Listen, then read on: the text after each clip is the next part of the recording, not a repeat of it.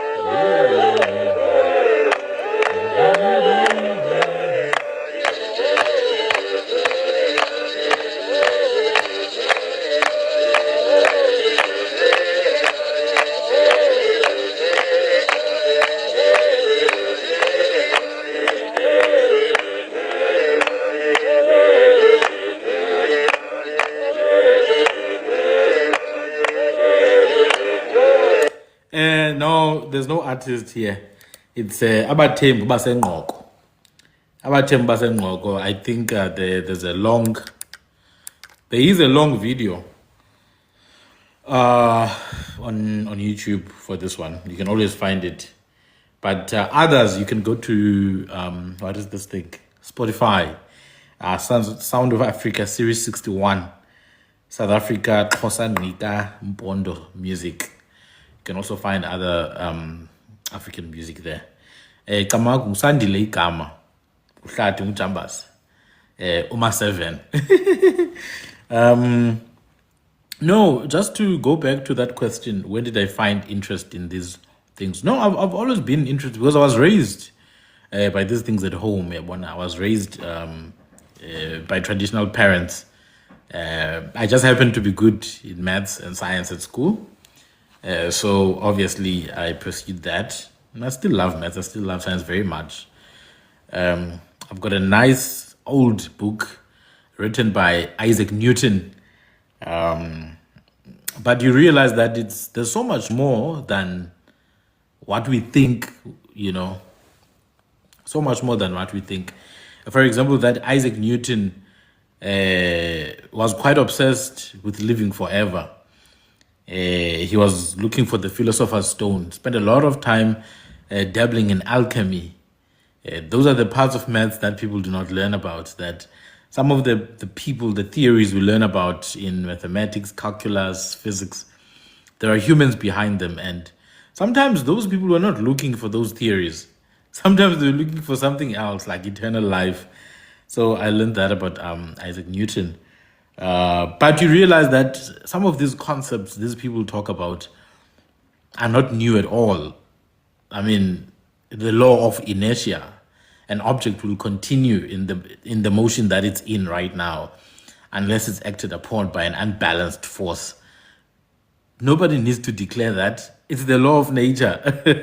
Like, if something doesn't stop, it's going to continue moving. So you get to a point where you're like, no, but these things have always been there, guys. Come on. Yeah, that is it, really. So you would wonder why I have this old white man, Ian McKellen, this actor, on my background here. Well, I wasn't planning on putting him, but then as I was looking through my backgrounds, I saw his name, Ian McKellen. And then I just remembered that a lot of Xhosa people have this surname. They share a surname with this guy, McKellen. A lot of Xhosa people are called Makeleni, which is really McKellen. So I was just reminded of that as I was just scrolling through my photos. So sometimes people think we're making this stuff up once again. But yeah, this is one of those British settler surnames that came to South Africa. And Xhosa people ended up with this surname, Makeleni. So if you ever see a Xhosa person with the surname Makeleni, just know it came from white people. It's not just Makeleni. There are many Xhosa surnames that are not Xhosa. You've got Makeleni, which is McKellen. You've got Makinana, Xhosa surname Makinana. It comes from British settlers. McKinnon. In fact, it was a colonel. Colonel McKinnon. There's Madugula. Madugula in Xhosa. It's not Madugula, it's McDougall. McDougall. Now, there was a famous cleaning or detergent or cow dip, famous brand by McDougall. Thank you. Famous brand by McDougall. And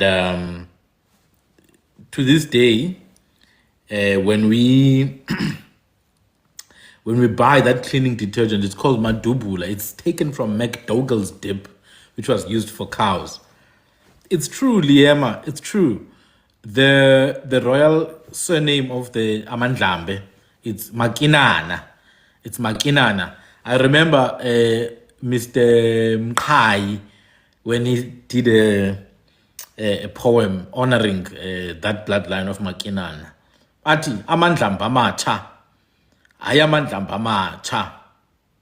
Inkosam yindoda ezalwa ngabantu ababini. izalwa ngumakinana nonopasi.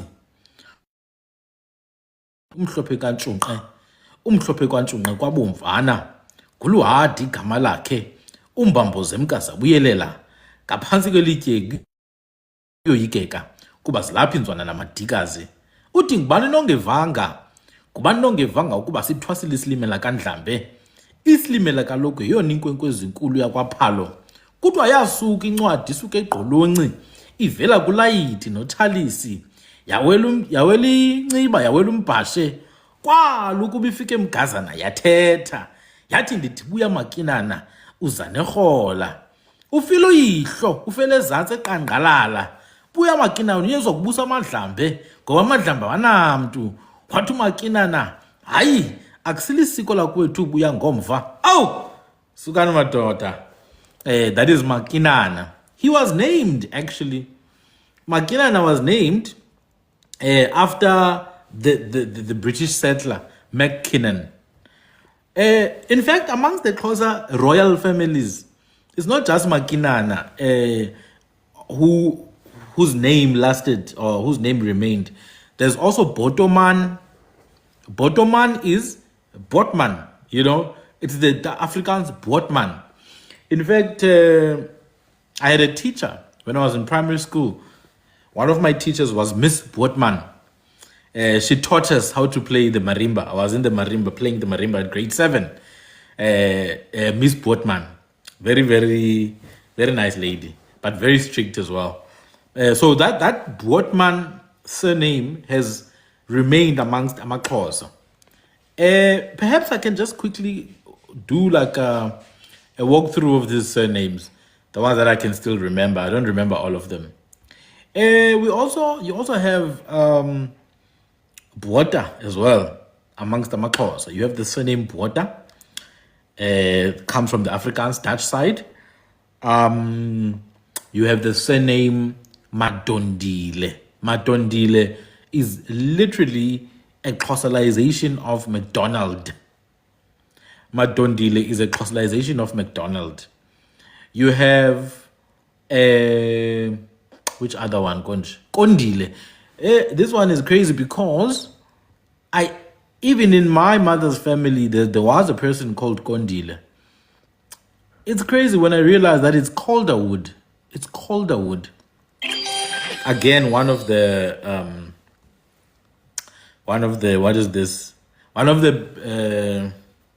reverends. What do you call these people? Missionaries. Yes. Remember the missionaries, when they came, they started to introduce this system of booking people down, like writing people down, recording people. We never had that system of recording people down. It didn't make sense for us because, one, in our indigenous life, you have many names. You don't have one name. I don't have one name. But the colonial system requires that you have one name or whatever name that never change, that stay forever. So they will record it down, and then I think a lot of our ancestors took European names. They took European names. Sometimes the name were not European, but Europeans could not pronounce it. So it was Europeanized. I remember in Cape Town in the 1650s, there was a gentleman, Harry. They call him Harry the Strandloper. But Harry is not, you would think it's a European name. It's not a European name. It's Harry. That's his proper name. In fact, amongst the Amaxhosa, the name exists as a surname today. It's Eli. I know a person with the surname Eli, which is Harry, the Strandloper's name as well. But the way Europeans would write it, then they would write it as though it's Harry or Harry, like Prince Harry.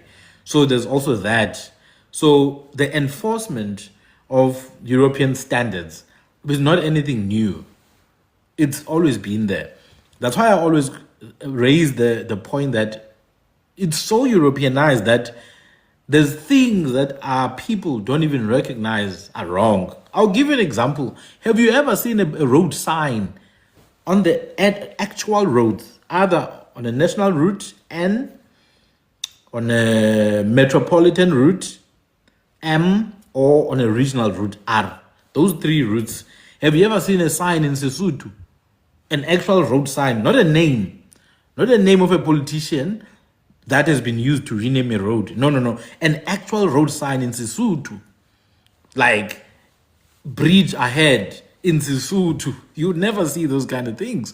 You'll never see an actual road sign in isiXhosa. No matter how many Xhosa people live in that area, road signs will always be developed in English or Afrikaans. You know, it's funny sometimes when AfriForum comes guns blazing that Afrikaans is oppressed as a language. And yet it's only Afrikaans and English through which kids can write their final exams in matric. And then Afrikaans or AfriForum has the unmitigated temerity to come and claim that, oh, Afrikaans is an oppressed language. So anything below the language, oh my goodness, anything below the language being the standard for everyone, that is oppression to them. Do you guys understand? Do you guys understand how these people think that anything less than our language being the first is oppression? But we are only 7% of the population. Do you get what I'm saying? And I'm not even going to talk about colored people who speak Afrikaans, because colored people are willing. They're willing even to learn English. They don't mind. You get what I'm saying? It's the AfriForum gang that are pushing this thing that if our language is not number one, it's oppressed. Everybody else's languages, my goodness, they have to be last, you see. So in Claremont, just next to Gordons Bay, I saw a sign there. I think it's a beach or some property. And then in English, it says, trespassers will be prosecuted. You know, it's the standard thing that people put next to private properties, that trespassers will be prosecuted. And then the city of Cape Town, or whichever municipality, I think that may be the Overberg region. I'm not sure what the municipality is. But these guys went on to get somebody who does not have a clue of what they are doing to translate trespassers will be prosecuted into isiXhosa. You know what that person wrote? They wrote, "Sixolele izono zethu," which means forgive us our trespasses as we forgive those who trespass against us. It's from the Lord's Prayer. So this person had the word trespassers. It's like, oh, I know this word from the Lord's Prayer there in isiXhosa. So they literally wrote that. And that's how little they think of our languages, you know. That's how little they think of our languages. I always go to these public areas. I'll go to Dolphin Beach in Milnerton. I'll go to Blobeck Strand. There's nothing African, nothing indigenous about those places. You would think you are in another continent, but this is Africa. You know, there's so much history in these beaches, in Hout Bay, in Kemps Bay, in Sea Point. There's so much indigenous history there. Thousands of years of history. I'll give you a quick example with Blobeck Strand and Big Bay. You know, David Stearman and Ngele and the other Stearman brothers, Andres Stearman, Macom, and a lot of these guys have history here in the Table Bay, because in the 1800s they were taken as prisoners, right? When Ngele, Makanda, and David Stearman, it's crazy. When Ngele and David Stearman tried to escape, well, they did escape actually. When they escaped Robben Island, their little boat capsized, especially the one with Ngele, and he died in Bloberg. There's not a single sign or placard that is put up there. And this is a historical figure. Not even a single sign. You get what I'm saying? So South Africa. In South Africa, our land. Eh? In South Africa, our land. Whose land? So, yeah. That hierarchy of European languages manifests even in the indigenous languages. You can see European words in the indigenous languages. And I see some people trying to deny these words. Like, AmaXhosa will fight you tooth and nail when you tell them that the word bokwe is Afrikaans. It's Dutch, actually. They took it from Dutch. They will fight you tooth and nail. No, it's a native word. No, Bokwe is Dutch. That's it. You must accept it. Your ancestors were colonized. It's like our people decided to wipe away the memory of colonization. No, we were colonized. Some would even argue we still are, for the fact that I have to speak in a European language. We are colonized. So you have to accept the reality that perhaps 30% of your language is European. Perhaps 40% of your language is European. I tell Basutu Batswana and I'm like, guys, when you say Hubereka, you're speaking Afrikaans, it's Dutch. It's not even Afrikaans, it's Dutch because there was no Afrikaans those days. You're speaking Dutch. Werk, Hubereka. Like, oh no, no, it's Dutch, Baba. When you say Skoni and Squeezer, you speaking Dutch, it's Squan sister or Squansus. You're speaking Dutch. When you say Smali, you're speaking Dutch. And it's fine to accept it. When you say Iamil, when you say Ifestire, you're speaking Dutch. Ibokwe is a goat, Imbuz. The proper name of a goat is Imbuz. Budi. That's a proper name. And then when it's a male, a bull, a buck, it's Impongo, Poko. That is a goat. Not Ibokwe. Bokwe is bok. It's a starch. That's why you have spring bok. Bless bok. Bonte bok.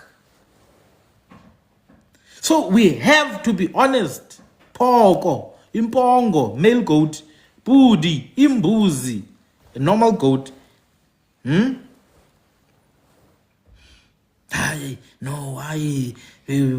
ancestors spoke like this. Dude, your ancestors have been oppressed for the past 5 generations. What are you talking about?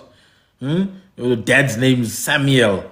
Does he even know what Samuel is? He speaks Hebrew now. Your grandmother's name is Angeline. Go to the Xhosa royal family. You find amongst the Amandlambe, the royal surname is Makinana. McKinnon. But Makinana is not even the actual king of Amaxhosa. Usandile. His name is Alexander. You know, Usandile is actually Alexander. That's his name. I was shocked when I learned about it, but it was written about in the early 1900s by Samuel Krone Edward Mkai, S.C.K. Mkai. He wrote about it in the early 1900s that the actual name of King Sandile is not Sandile, which would be an indigenous name, but it's Alexander. The Xhosa people could not pronounce it. They couldn't say Alexander. They called him Sandir. And then his daughter was Emma. His other daughter was Victoria. I'm talking about a Xhosa king in the 1800s. They are fighting with Europeans, but at the same time, they are naming their children in European words. Already, their mind is already compromised at that point in time. The mind's already compromised at that point in time. There's no way that is normal when these people are literally taking your lands. Because people had been pushed to the Transkei at that point. He's naming his children in European names. No, this is Emma. This is Victoria. You're cooked. As the Gen Z would say, you cooked, bro. You are cooked. My goodness. And then, you know what happened? The same Europeans came with the Bible. They also came with alcohol. They came with the Bible on one hand, alcohol in the other hand, and a gun behind, like at the back, hidden. They controlled the gun, though. It was hard to get a gun. It was very hard to procure a weapon. The alcohol was quite easy to get. Very easy. This is why even in the traditional poems, when our poems talk about the kings, they always mention alcohol. Let me remind you, there's a recitation. A recitation we used to say as children. Ngubani nalo, nguyeye. Uhamba nobani, noyise. Umphathele ntoni, amasi, ngendebe njani, ebomvu. Wayibeka phi, esibaya. Esingakanani, esikhulu. Imayiselwe zidenge zodwa. Imayiselwe zidenge zodwa. I don't know how to sing, but my siblings used to sing this one. He's asking, who's this? It's Yeye, but who's with Yeye? The father. What are they bringing? They're bringing amasi. Now think about it. Amasi is our traditional drink. It's what we drink and what we rate above any other drink. Amasi, we put them above. So he's asking, in what kind of container are these amasi? He's like, in a red container. Ati haibo. A red container, amasi. Where did he put this amasi? Esbaya. What size is Esbaya? The biggest one. Already, you must understand, amasi agwindebe ebomvu. It's brandy. Isibaya is cool, represents the royal family. So this story is telling you that Europeans came with alcohol and they promoted it to the royals and the royals drank it. But the poem ends by saying, Yima iselwe zidenge zodwa. Only fools will drink that. Only fools will drink that. And they did drink it and they keep on dying because they're alcoholics for generations. Alcoholics for generations. Today, even a young man can't go through the rite of passage without alcohol. There must be alcohol everywhere. Every December, we know in Eastern Cape, computers crash, people die, everything falls apart. Every December. But poverty is not crashing, it's going up. Telling you about what alcohol does. Every December, computers crash. After all, computers crash, people die, and everything. So I don't remember the words, but I remember the trend. The entire country knows that in December, Eastern Cape is going down. People are spending hundreds of thousands of rands on alcohol, but the people in the province are eating cow shit for food. Noma helele, noma helele, noma helele.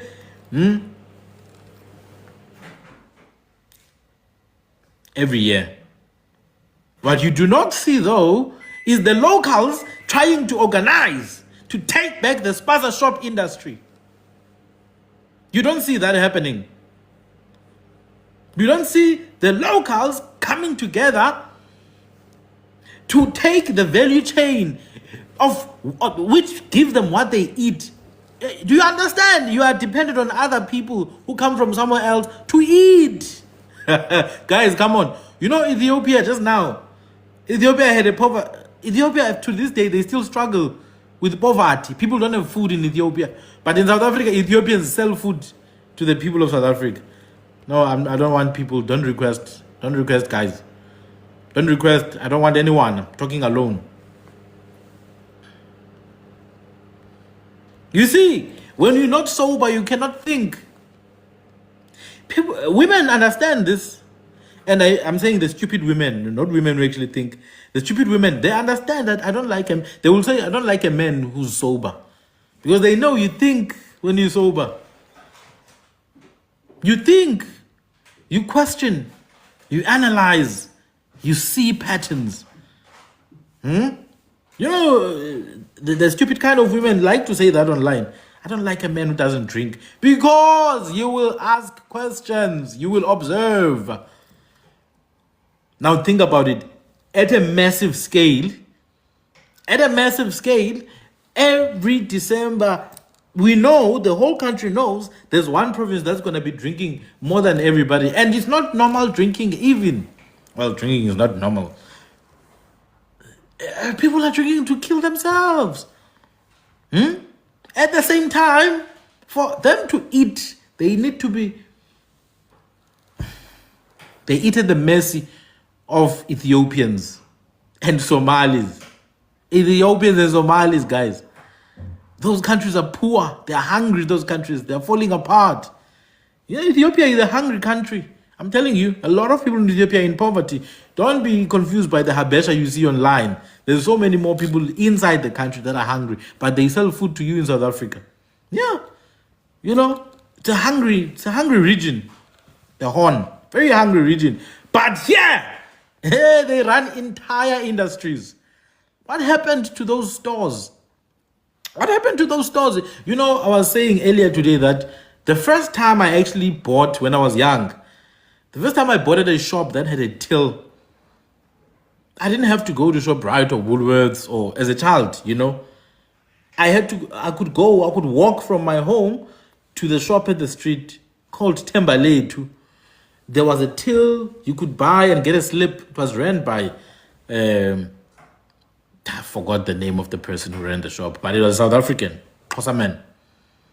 Get what I'm saying? That was the first kind of supermarket that I saw in my life. It was a proper supermarket, South African owned. Just down the street we had another store. And the store was a proper store. Nobody was sleeping on top of the rice bags and the maize meal bags. You know, the food came from places that we know. Albany trucks would come in and drop the loaves of bread. June's trucks would come in and drop the loaves of bread. You get what I'm saying? Coca-Cola would come in and drop the cases of beverages. We saw where the food was coming from, but the people who were running the stores were South African. It's a South African industry. Sometimes I hear these people talking, no, South Africans don't know how to run businesses. No, man.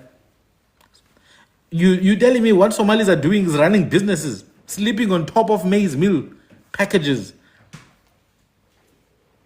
You think that those things are not businesses. It's just the stupidity of South Africans that those things are even succeeding. You know what these people did?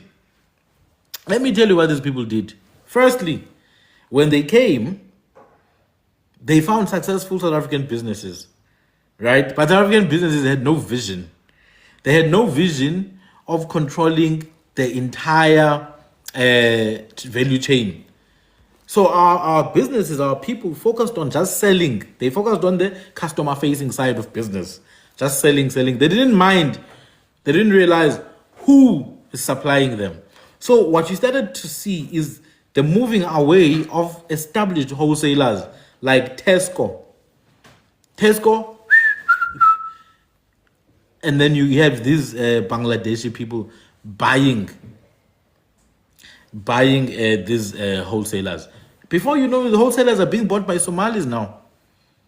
Ask yourself, where is the money coming from? Because the country is poor. Well, the money is coming from international crime syndicates. That's where the money is coming from. The money is coming from the proceeds of the criminal activities that are taking place at the sea when they kidnap people from the ships. You know, pirates land, Somalia. So the monies are not coming from, legitimate means. They're coming from illicit means. So the money is big and long. There's a lot of money that's coming from the piracy activities. They get the money, they channel it through international networks to the USA, in Minnesota, to the UK, to South Africa. And then what they did was to buy up these low-level wholesalers. These wholesalers used to supply the women who sell at schools, the South African native women who sell at schools, the women who used to send children to university with selling. So they buy from those low-level wholesalers. They don't have money to go to some upmarket wholesaler. Those wholesalers now are being owned by Somalis and Bangladeshis and Ethiopians. That's the first way they kicked South African shop owners out of the market. Secondly, now, because they've got these monies that come from outside, right, from these illegal activities, they come, they want to buy you out. You get what I'm saying? Yes, you're Pakistanis as well, all of them. They want to buy you out. So they'll tell you, look, your business is failing because you don't have as much money as we do. They don't have money. You know, the original Somalis who came were like kids, probably former child soldiers. Kids who were even afraid of going outside. I know them. Little children who are afraid of even going outside, like outside the store. They've never seen a road in their lives. They're coming from Mogadishu, constant warfare. Child soldiers who were living in the jungle. Those early ones. Clearly somebody else was running the show.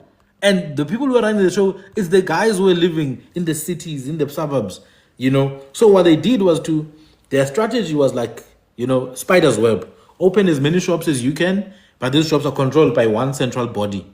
So they will come to your street, offer to buy you out. If they don't buy you out, they'll just open 5 other shops next to you. Those shops are not competing. Those shops are just taking away the business. They are choking you out of the system. So slowly they replace South African stores. First obvious thing you see is the degradation of quality. The bread smells like paraffin. The bread smells like paraffin. The paraffin is mixed with water. The pin pop is not the same pin pop as it used to be. The yogurta is not the same yogurta as it. So you start to realize not only did they take the wholesale industry and the spaza shop industry, they've taken over the manufacturing. In the 90s and early 2000s, spaza shops were South African. In the early 2000s, it was not even spaza shops, if I'm being honest. It was proper stores. It was stores because where I was, yes, they started as spaza shops, but almost all the shops that I bought from growing up, almost all of them were proper general dealers, proper stores, proper butcheries. Yes, they were not spaza shops. They were not, yeah, you did have a small spaza shop here and there, but those were proper stores. Yeah, supermarkets. It was proper supermarkets. And the quality was unparalleled. Like I could buy biscuits. What is this biscuits? It's Samoa's. I would never buy biscuits from these people, or even bread, or even tomato, or even soup, because you don't know where these things come from. It's not the one you think it is. The packaging is similar, but it's not the one. Even their Coke, their Coca-Cola is not the same as the Coca-Cola from Coca-Cola. It is not. They get the bottles and then they make their own thing. They've got taps inside. They've got taps inside the house. Yeah. I was once in the northern suburbs of Cape Town. I was driving through this other neighborhood and I see a store. I go quickly to that store. I realize it's Somalis. Yeah, I'm buying something small here. And then I hear noise coming from like some place inside here. Like it's like 50 men inside praying or doing something. I was shocked that this place is big enough to fit in 50 people. And then I realized outside there's cars. So many cars. I'm like, damn, like these shops are not shops, man. There's stuff happening behind the scenes that you don't realize on a daily basis. The shops are not actually shops. So they took the shops, they took the wholesales, then they took over manufacturing, which means they control the entire ecosystem, the entire value chain. Then they went and took procurement as well. So some of the stuff they get them from out of the border. Out of the border, like the cigarettes. You know, at home, I had no smokers. I don't smoke. I don't drink. But some of the extended family members did smoke and drink, right? So I grew up around, I know alcohol, I know cigarettes. People used to smoke Stuyvesant, which is also a Colonial brand, by the way. It's an imperial brand. Stuyvesant, Craven A, Rothmans. That's what people used to smoke.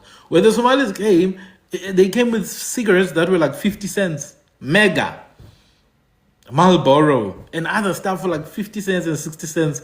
And people were getting sick. They were getting sick just by smoking this thing. People were getting sick. Like these cigarettes, there's no tax on these cigarettes. There's no tax on any of these things these people are selling. So they really choked, they really choked the South Africans out of the business. And the South Africans, unfortunately, the biggest weakness of South African people to this day is their naivete. Naivete. South Africans are naive. To this day, they are too naive. They think very little. And I'm not saying this out of spite or anything. It's the truth. South Africans are naive. With everything that's happening in the country, they're always naive. They don't think. They do not think. I don't understand, because our history is very long. We've got a very long history that proves our people were actually very stubborn. We were a very stubborn group of people. We didn't just believe anything. Europeans struggled with us. They struggled for a good 350 years, struggling. When they went to Australia, they decapitated the people. Went to the Americas, decapitated the people. Went to Asia, decapitated the people. The people bowed down to white supremacy and became white supremacists themselves. That's why China is a white supremacist replica. Korea is a white supremacist replica. Vietnam, white supremacist replica. Thailand, white supremacist replica. Singapore, white supremacist replica. Japan, the most white supremacist society you can ever think of, they bowed down to white supremacy and accepted it, traded it for their culture, traded it for their identity. To this day, all they seek is whiteness and white proximity. India, oh my goodness, India with that caste system. Oh dear, it's absolutely unbearable. Yeah, they were, to this day, most Indians will, they love that Aryan, they love that Aryan ancestry. Especially the North Indians. They love it. So the whites found it easy in those places. They found it easy, but we were not so easy. We were not easy. Even the missionaries, you know how they struggled. You know how much they struggled, the missionaries. They struggled with our people. Our people did not just accept those things. And sometimes we oversimplify it, but they did not just accept. That's why to this day, you have people who have never, been to church or been to school, because the missionaries did not really succeed. I mean, go to Brazil, man. The native Brazilians, completely out of the system, completely out of their country. They live in the jungle. They don't eat from the resources of their land. It's the Portuguese who eat from the resources of that land. Go to Argentina, same thing. Same thing. So we're not an easy win or whatever. We fought. I don't know what happened now. But something tells me that the so-called black South African leaders are playing a big part in the naivety of our people. The so-called black South African leaders are actually agents. Ukufa kusembizeni. Ukufa kusembizeni. Everything that we see happening, the leaders of this country, or shall I say the handlers of this country, because they're not leading anything, they are literally organizing and facilitating everything that's happening. These bloody agents. Who are these people? Abantu baphi aba guys? No, like serious. Who are these people? Who are these people who are leading the country? Basuka aphi? What is their claim to fame? We don't know these people. They look very, very unintelligent. I'm just gonna be like, sometimes I look at these people talking, Gaten McKenzie, Figile Mbalula, and I'm like, oh my goodness. Goodness gracious. These are the people who are supposedly leading this country.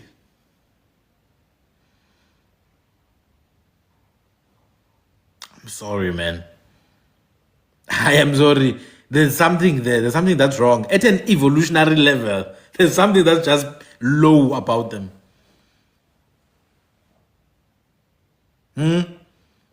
Maybe there's some initiation things that they have to go through so that they are all at the same level. There's no way those people are normal. Hey, even primary school teachers were better. I had my primary school teachers were very high class, elegant people, like they loved themselves. They were clean, talked with very low voices. These ones, I'm sorry. So something is wrong with these people. Something is not right with them. And they think they're normal. They are not normal. Okay, let's go back. I'm slandering them. Any chance I get. Any chance I get, I will slander them. These non-indigenous beings.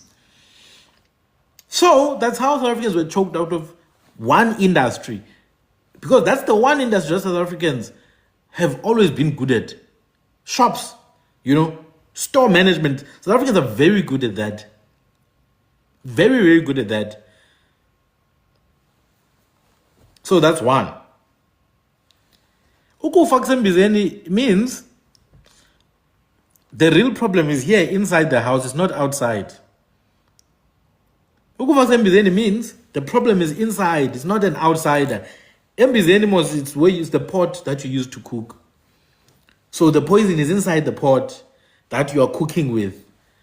You see people showing symptoms of sickness. You're looking for, maybe is it the air? Is it the oxygen? No. It's in the pot where you guys are all eating from.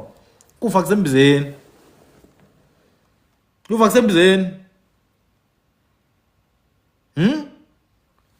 So South Africans were choked out of the store, running stores and all that, right?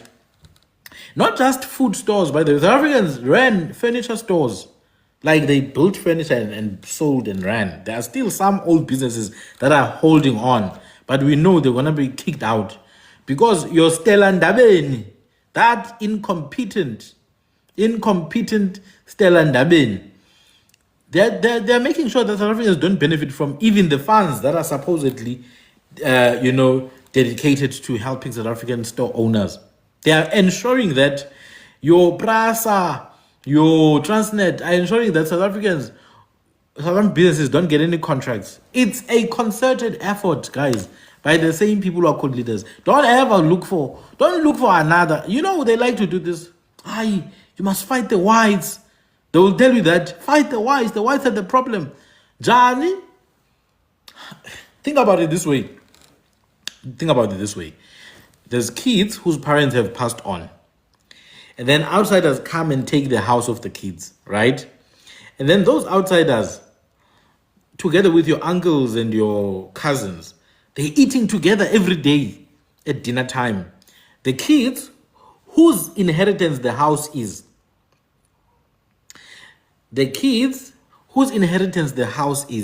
are outside the gate every evening expecting to get some scrapes from the dinner.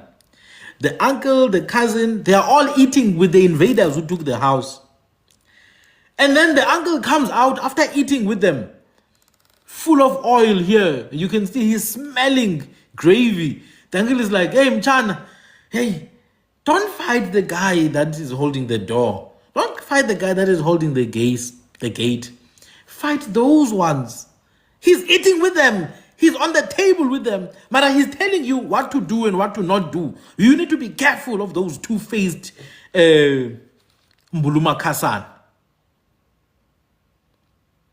You need to be careful of those two-faced Mbuluma Kasan because they eat with the same white people they're telling you to fight. Guys, you don't go and violate a woman and then tell her how to be angry. It's just not going to work. Oh no, don't scream like this, man. I did violate you, but I don't scream like this. Be elegant about it. It doesn't work like that. It does not work like that. If she wants to burn everything down, she must burn everything down. Because she understands the extent of the pain. She understands the extent of the pain. So now all of a sudden you've got people, self-proclaimed revolutionaries who take orders from Rupert, by the way.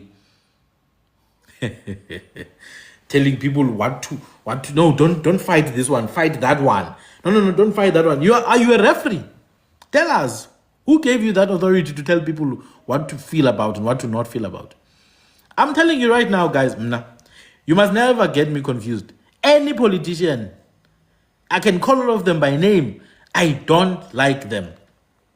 Screw them all. Mandela, Thabo Mbeki, Jacob Zuma, Cyril Ramaphosa, screw them all. Julius Malema, all of them. And I can count for you what they've done. I can tell you exactly what they've done to this country, to the people of this country. They've destroyed this nation. All of them. If you feel uncomfortable right now, you feel confused, you feel angry, that's exactly what you need. You need a diagnosis.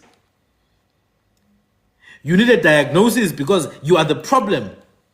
You are being raped. They are putting iron spears behind your back. Hey, screw Mashaba. Umashaba. Umashaba. Umashaba. Hayi, ungadlali. Ungadlali. There is no politician who's going to help people with anything. Not even one. What you want to do is to send one of yours there. Go with an agenda already. If there's a politician that I trust, I'll tell you which one. And I don't trust this politician for myself. I trust this politician to stick to their people. I'll tell you which one. It's Mulder. Mulder is not going to betray his people. Those are people who understand ideology. In fact, you see the Mulders and the Groenewalds, those ones, they thought the apartheid government was too soft. You know, they literally thought the apartheid government was too soft. Mulder and Groenewald, they was like, these people are too soft, man. So those are the people you trust, that they are what they are. Even when you're busy praising them, vote Groenewald, Mulder comes out, it's like, we're not changing anything. You guys can vote if you want, but we are not changing. We are standing on what we are standing on. Now, those are people you can trust, that they will do exactly what they say. People who have ideological convictions, not amoebas who shapeshift. Not people who shapeshift. Now, I saw something live. I saw Umalima, getting people all worked up, pushing people to come and protest in Stellenbosch at Velgelegen, Johan Rupert's farm. Guys, come on. There was not even a real protest. We know protests. We were there. I used to attend protests when I was younger. I did attend protests when I was at university as well. Protests are not peaceful, let's be honest. Because a protest is anger. Unless you guys are doing a campaign, then you're just pushing awareness. It's an awareness campaign. Then that's going to be peaceful. A real protest is not peaceful because it comes out of anger. I saw EFF people there going there to make noise at the gate of Velgelegen, Johan Rupert's place. I realized immediately what was happening, that this one, he wants a bonus now. He's pushing the funder, give me a bonus. They never went there again. Then they went there to Brackenfell. The people got murdered by the Afrikaners there. They got murdered by the Afrikaners in Brackenfell. So sad. Our people. Because I don't have a problem with EFF members for being EFF members. They don't know better. I have a problem with those who benefit financially, and those ones I have a problem with. But normal people who are being beaten up by big Afrikaner guy who eat biltong, they eat kudu biltong, those people, they are big. Our people can't even get kudu. Agiri, we were pushed into reserves called Bantustans. Can't even eat kudu, can't even eat springbok anymore. You're forced to eat chickens that are taken from Brazil and infected and full of brine in their bodies, Chickens that were killed 6 months ago, that's what our people are eating.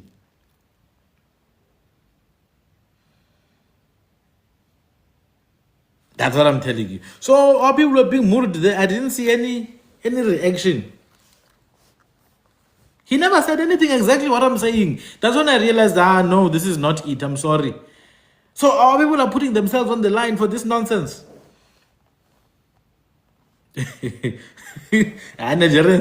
Nigerians, any chance to spit on us, they will spit on us. So politicians, for me, I'm not saying that I don't recognize the little good they may do. I do recognize that. I'll give you an example. Even if that good is done for their own selfish means, I do recognize the good they do. It's fine. But in South Africa, all the politicians have done below par. All of them. That's why I don't praise them. Even if they do a little good, it's useless. Because it's always just theatrics. Clicks said the black people's hair is ugly and dry. Let's go and destroy Clicks. H&M showed an advert with the black boy, coolest monkey in the jungle. Let's go and destroy H&M. That's fine. I understand the need for visibility. But on serious things, where the constitution has to be amended to say South Africa belongs to its citizens, and you're like, no, there's nothing that needs to be changed there. You think it's good when it says South Africa belongs to all who live in it. You think that is good. Then H&M might as well put a black boy there saying cool monkey, coolest monkey in the jungle. So you choose the low-hanging fruits. Oh, there's a black guy who was chased out of a pool. Let's go fighters and swim in that pool. It's easy to do. How about doing a real change and changing the bloody constitution? So that's when you see, in those situations, that's when you see who's who. You know, I like another one that I like. Wanel Menemen, Gaten McKenzie. That one, he told you guys that he wants a seat at the table. He got a seat at the table. You know what he's saying now when people are like, Gaten, go and control the border. And says like, hi, what do you want me to do? You want me to be chasing people down at the border? I'm at the table now. I can't go there. I'm like, yeah. What's Nongoloza? Yeah, Nongoloza. These people, guys. And I know Julius Malema is exactly the same. I know for a fact he's exactly the same. You know how I know? Because he's been saying it. We just want a seat at the table. He's been saying, no, we just want to sit at the table. We're not saying this, we're not saying that. We just want a seat at the table. And this is why I hate politicians.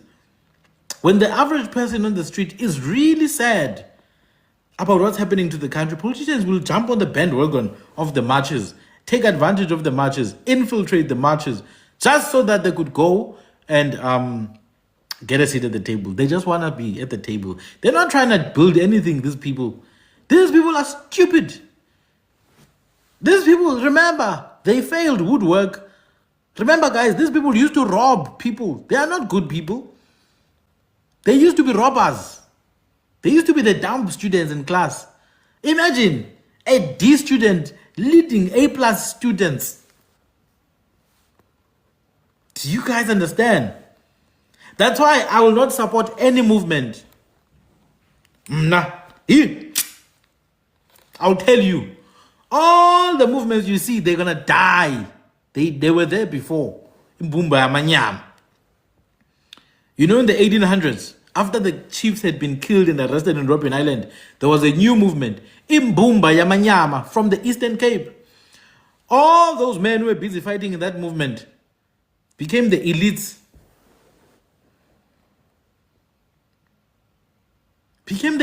They became the ancestors of Thabo Mbeki. So I will always, and I'm not saying it's wrong for movements to form. Movements must form. But you need to be smart.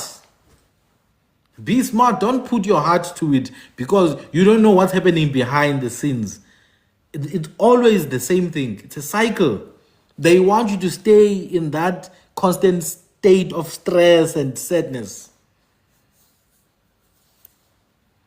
Exactly. Screw Orania. Guys, my people, we are dealing with indigenous affairs here. That's the first thing. Indigenous affairs. You'll be that Dudula was compromised long ago. You see Dudula? It's the worst one.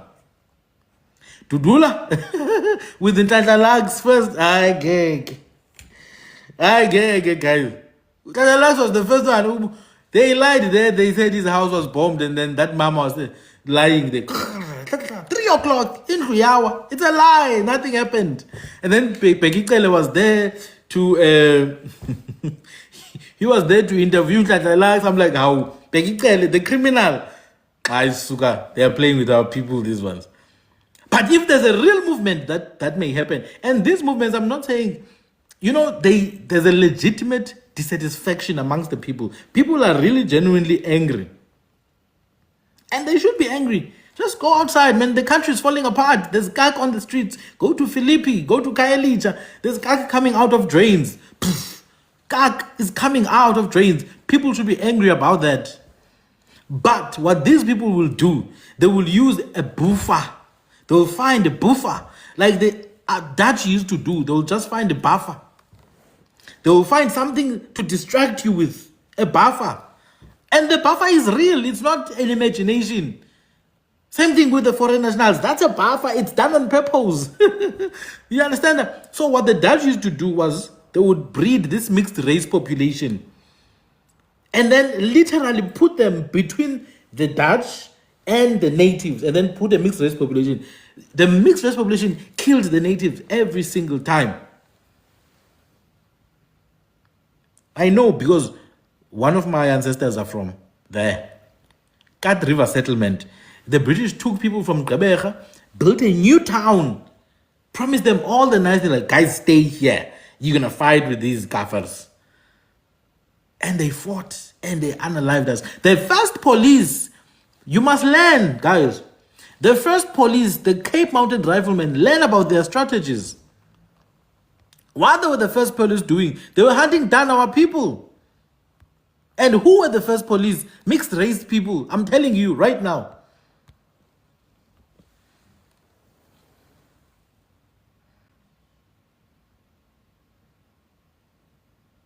Those were the first police.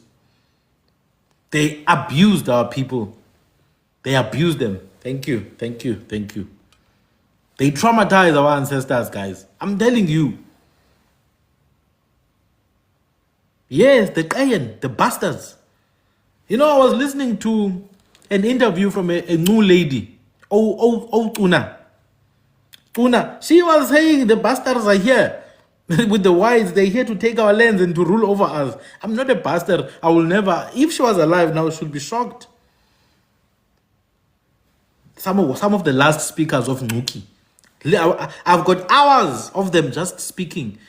Not people who are poor who have been paid. And then you see politicians getting titles that they are chiefs. Chief of the Komani. Where are the Komani? You've killed all of them. You've 10 people that are left. Suka. They are replacing you in your land. So the replacement is happening on all multiple layers. It's happening on all multiple layers. What do you make of Pagalum Tagat? I don't think Pagalum Tagat is of much and much. I don't think he's part of. I don't think he's much and much. Pagalum Tagat is from the IFP. You see, he's actually part of the Royal Regiments. Pagalum Tagat. March and March is led by Jacinta. Ngizwe Mchunu and Pagalum Tagat are not part of March and March. Ngizwe Mchunu is the president of Amabing. Pagalum Tagat is IFP. And he's part of the Royal Regiments. So I guess it's a collaboration then. Yeah, boy. Pagalum Tagat, there's an interview that he did recently. Go there, listen from his own mouth. Yeah, he's from the Ubuntu Foundation. Listen to what he says with his own mouth. He's saying he wouldn't mind going to parliament. He wants to go to parliament with Pagalum Tagat. He wants to be a leader. He wants to be in government in some way. Yeah, so, yeah, that's him. And then we have Ngizwe. You see, now with Ngizwe, ne? I think Ngizwe is even more genuine for me personally. You know exactly who he is. He doesn't mince his word. He is what he is. Yeah, boy. But you know, it's dangerous, this thing, man, because we are dealing with capitalists. So even if Ngizwe maybe he's trying to do something good, you're dealing with capitalists. They will use you and they will spit you out.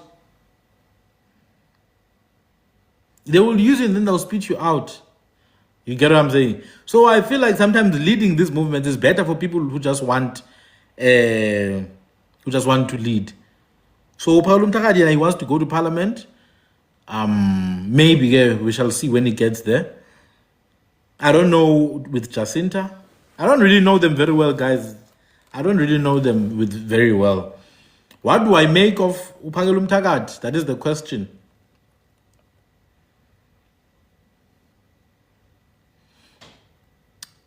I think Pagalum Tagat would be,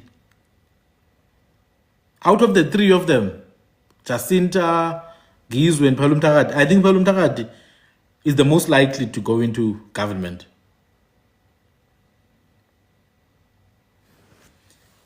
He's the most likely.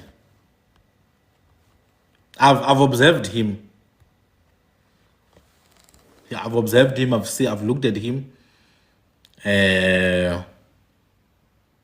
He's the most likely. But once you get into government, it's a different ball game. Whether it's local government, regional government, it's something. That's it. It's over. There's gonna be a new person who has to replace that. Now, this is what I'm gonna tell you guys. You see the work I'm doing. I'm doing this work because I realize that as themselves are illiterate on the depth of what needs to be done in this country. They're illiterate. They're there, they're leaders, they're making noise and all that, but they have no idea where they are going or what they are doing. There is no vision for this country.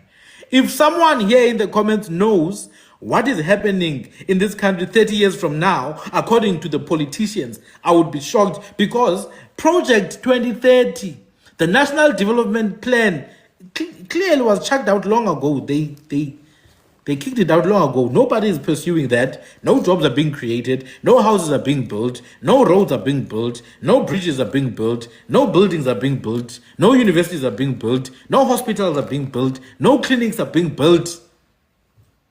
No schools are being built. What we see is my souls popping up everywhere. My soul here. My people are buying 500 million mansions that were built by Europeans. Oh no, it's the black people who built those things. Of course, the black people who built them because they were hard labor. I'm saying the people who own the value of these institutions are white.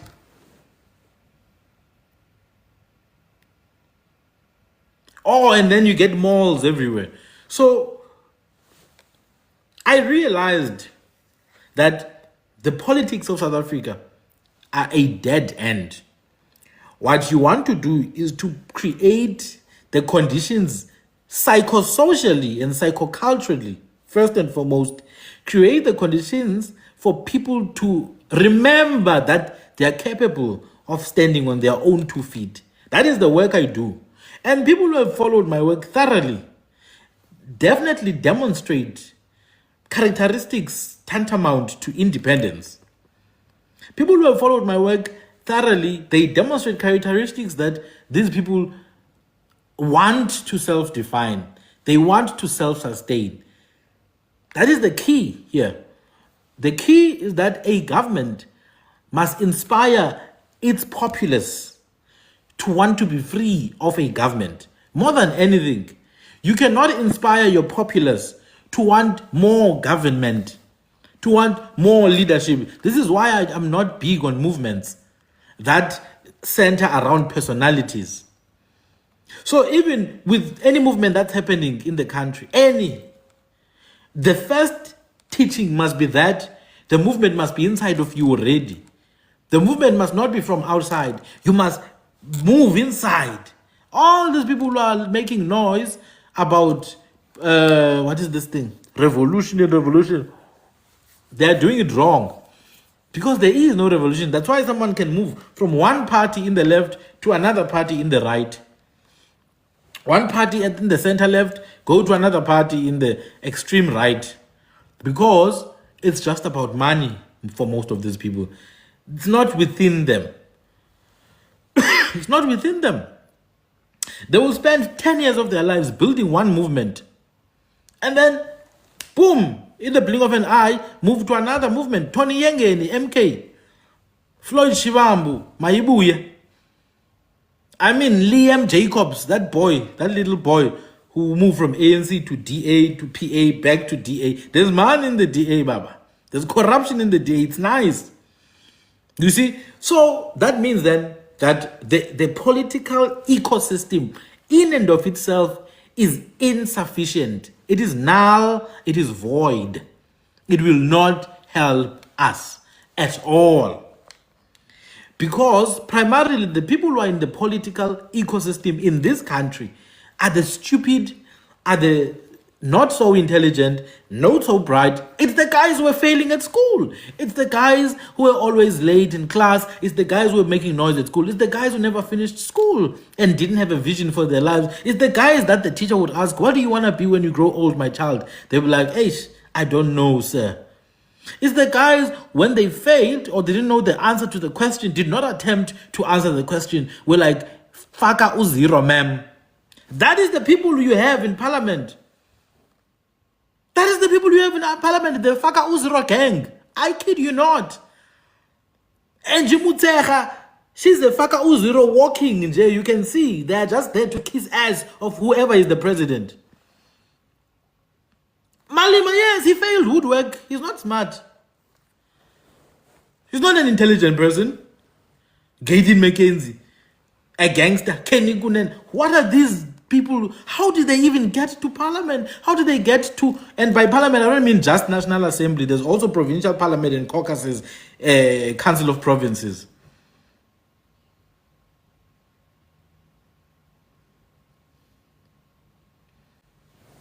I know fees must fall. I know very well. I know fees must fall. At Verts, they had Mcebo Dlamini. They had Vuyani Pambo.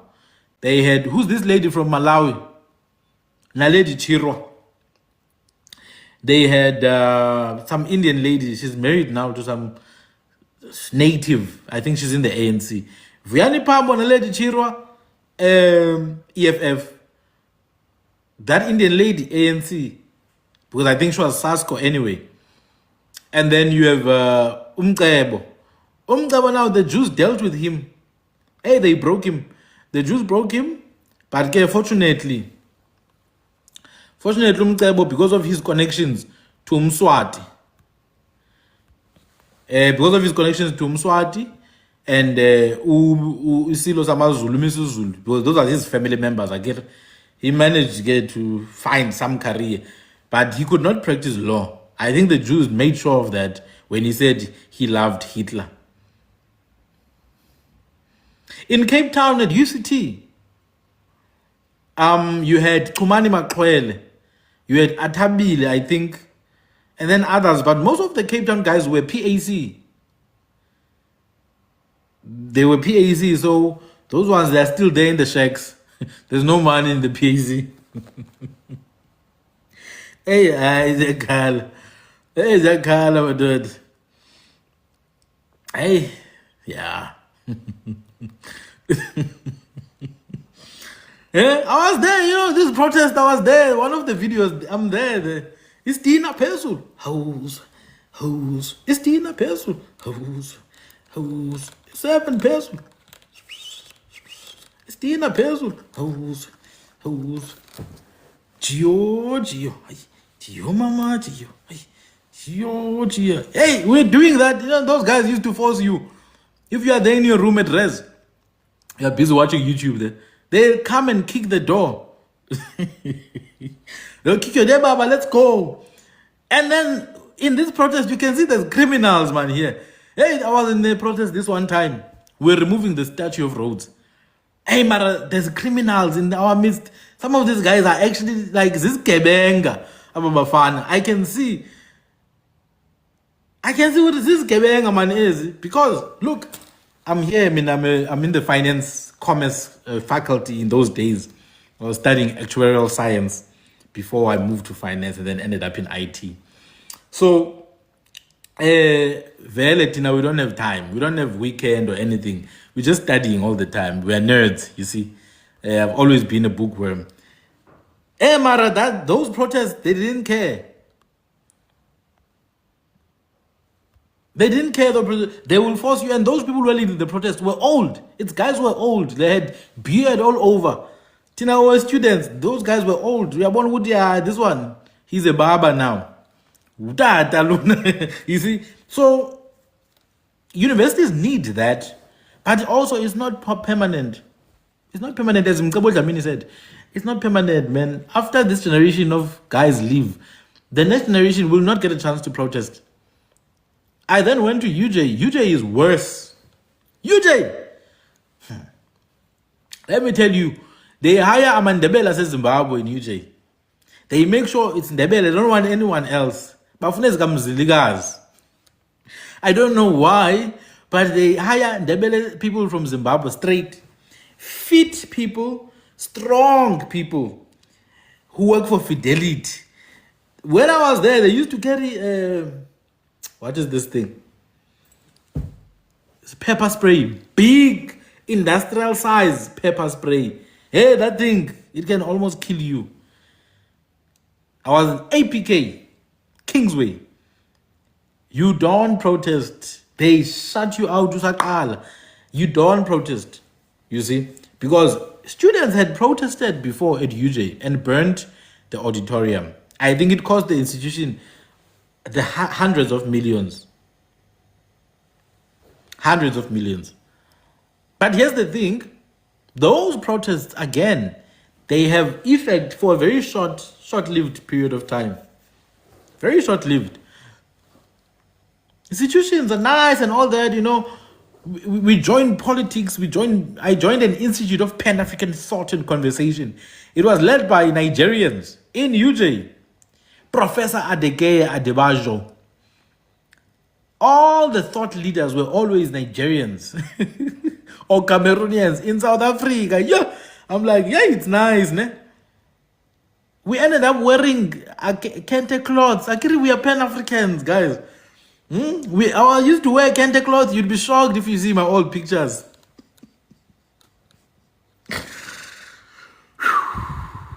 Yo, I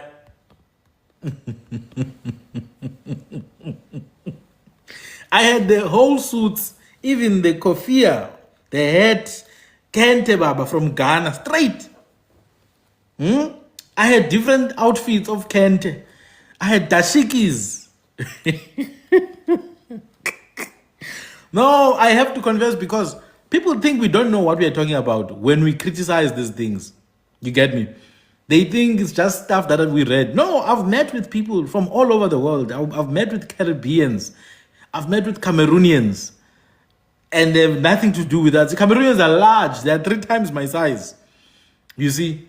I've met with Nigerians, worked very closely with them. Igbo, Edo Nigerians, Yoruba, the different groups. We know when we... That's why if you put me in a live discussing the history of Congo, the Congolese will never be able to debate me, because I know their story thoroughly. Thoroughly. I know even their languages. You know, I can teach the Congolese. If they wanted to claim South Africa, I would show them how to do it if I was messed up here. Because I know their languages. I know where we differ. I know where we are similar. Thoroughly. Very well. You know, when I was in UJ, there was this Igbo lady there. I'm not going to mention the name because the lady's here on TikTok. Hey, Mara, I saw corruption there. They offered me to write exams for some foreigner children. I get like a few thousand rands for each exam because they know this one is the genius. Just a few thousand rands for each exam. I'm like, hey, this country. Go to Joburg, you'll see the corruption in South Africa. So we started there. And then you realize there's gaps, man, in all of these things. There's just gaps, you know. It's not addressing the real issues here. All we are doing when we talk about Pan-Africanism, we're just talking and glazing this Africa thing. Oh, Africa. We are Africa, my mother. Africa, my father. Africa is our home. But it's not helping, man. People are killing each other in Cameroon. The Francophones are killing the Anglophones. They're killing each other. In Nigeria, people are killing each other. In the Congo, people are killing each other. In Sudan, people are killing each other. In Ethiopia, people are killing each other. So I'm like, Kandi, what is this Pan-Africanism? Why are we not solving problems? All we are doing, we're gathering here in Madibeng chambers. We're gathering at the Arts Center. We're gathering at 6th floor at the library, sitting down bloody professors who are drinking wine and getting drunk. You know, those professors, they get drunk and their eyes turn red and they just laugh. They don't even pay rent, those professors. They live off the properties of the institution. We shared seats with them. Then you realize, no, man, this is a game. This is a game. I remember there was this time the Chinese came Because UJ is also like, it chows Chinese money. They get a lot of Chinese money in UJ. They get a lot of Chinese money there. That's how they neutralized the student politics. They would take whoever is elected to the SRC, they will take them to China for like a month or a week, I don't know. Take them to China. Those guys, they get blown away by the flights, looking like this. It's guys from the shacks, most. They're looking at the flight like this. You know the politician guys, most, they're not very, "Ooh, comrade, can you see this fighter? Hey, this flight." And then they get to China. They're shocked by how nice the hotels are. "You fighter, you see this?" By the time they come back, they don't even want to talk to students, those guys. They want to eat with the professors, and the professors are eating. Trust me, I was there. I know. The budget is limitless at universities. There's money. And it's money from foreigners. And not just African foreigners. I mean foreigners. Europe, China, Vietnam. So you realize this thing of corruption is not just in parliament. It starts here. It starts at university. They were corrupt at university. They're thieves, those guys. You start a small business, you have to go and consult them for space on campus. They want a cut. You know, there's literally grocery packets that students have to go and claim, hungry students. They steal them. So you think people steal when they get to March and March, when they get to Dudula, when they get to the ANC, when they get to the EFF? No, they were thieves long before that. It's those guys in the township who were doing wrong things to girl children when they were young. It's those little boys who didn't know no from their mothers. Now they're all grown. They're a problem. They used to steal their mother's 2 rands, and it never stopped. So you think it's something that you can solve by meeting in parliament every now and then and discussing, acting like you guys are fighting. You guys acting like you are fighting in parliament. Mara, you were drinking together in the parliamentary bar just a few hours ago. You know, I saw Groenewald here in Cape Town. I don't remember when, but he was with his family. He was in a place full of people. But he was there, like a family man, father, mother, child. He didn't care about who was seeing him. You think you can see Mashatile here? Mashatile doesn't come to these places. You're not going to go to Canal Walk. If he's going to go to Canal Walk, you will see by the blue lights first, and then they will close the whole thing down. That's the difference between people who are driven by ideology and a vision for their own interests. They are fighting against people who are organized, people who have international backing, and they think they're going to win. Maybe they're not even fighting them. Maybe they're making it easy, actually. Maybe they're just managing. Mashatile, bloody billionaire who has never worked a day in his life. So the corruption and the rot you see, it started long ago. I'm just going to be honest with you guys. Started long ago. So when I was there in those protests, yeah, I mean, the students, shame, we believed in some of the stuff we were fighting for. We believed in some of the stuff, but I promise you, most of the leaders of the protests, most of the people who were involved thoroughly, most of them will tell you if they had a chance to go back, they would never join the protests. They will tell you. Because they realize that, man, it's a losing fight, this thing. They will tell you they would never join again. Even if they're advising a younger sibling going to visit, they will tell the sibling, don't join the protests. Because even those student protests is just someone trying to call the attention of some political party to say, I'm capable of doing this. You know that a lot of the people who lead the protests, already they're in politics.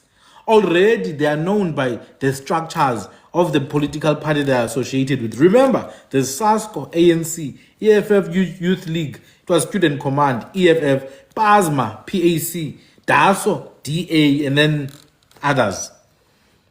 So they're making noise so that the leaders can see them, see value in them, and then they get called. It's not genuine protests.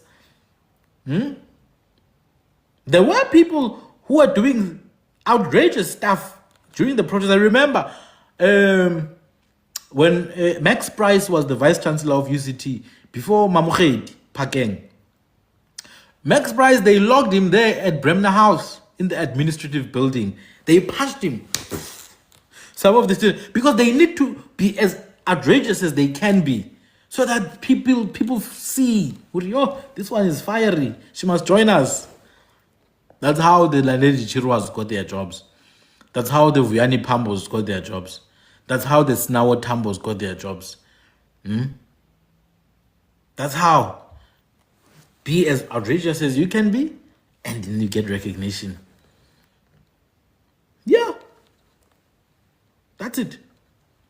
So they were corrupt since university. They are chowing SRC funds. Hey, guys. It's bad. You know, I was in another society, finance student society. Hey, you know, there's a budget. So you organize a meetup with students. And then it's going to be like maybe, let's say on a Saturday at 3 p.m. And then you have to do a budget. One of the guys, I was a deputy president. One of the guys was like, no, when you do a budget, remember you have to submit an invoice to the mother structure. You submit an invoice, you lie even on that invoice. You go to the supplier, you tell them, look, increase the price of these things. Increase the price of these things. If the entire thing is going to cost 50K, make it 85. And then we'll separate. You get 30, I get 70. That's how corruption works. It starts at that level as students. I know guys who used to chow NSFAS money together with landlords. There are students who got NSFAS funding for accommodation. These students are staying in Soweto with their families. And they use university shuttles. So they'll just take a shuttle from Soweto and go to Kingsway or Bunting or what is that campus in North? There's another campus, I forgot its name. It used to be Vista though. So what happens is that these students has about 35,000 rand. It's about 35,000 rand, DFC campus, yes, Doornfontein. There's 35,000 rand in the card. They look for other students. A lot of them, the leaders, the political leaders. The political leaders like, give me your card, I'll get you cash. So the political leader goes to the landlord, like, look, there's 35K here, you must swipe it. You take 40%, I take another card, and then we give the student a card. The landlords used to do that. And tell you what, those landlords were corrupt as hell, even them. I know, my landlord was a Muslim, Lombard. Very corrupt guy. He shakes when he talks about money. Shakes. Starts shaking if you're not paying the rent. I'm telling you. So that's where you see the corruption in South Africa. You don't see the corruption in South Africa at the level of Mantashe. That is like the last stage of corruption. When you cannot even enunciate words properly. Corruption is so deeply entrenched in your core. You can't even enunciate words properly. You are a Mantashe. There's even a word that came out of Mantashe. A specific way of answering is called to Mantashe.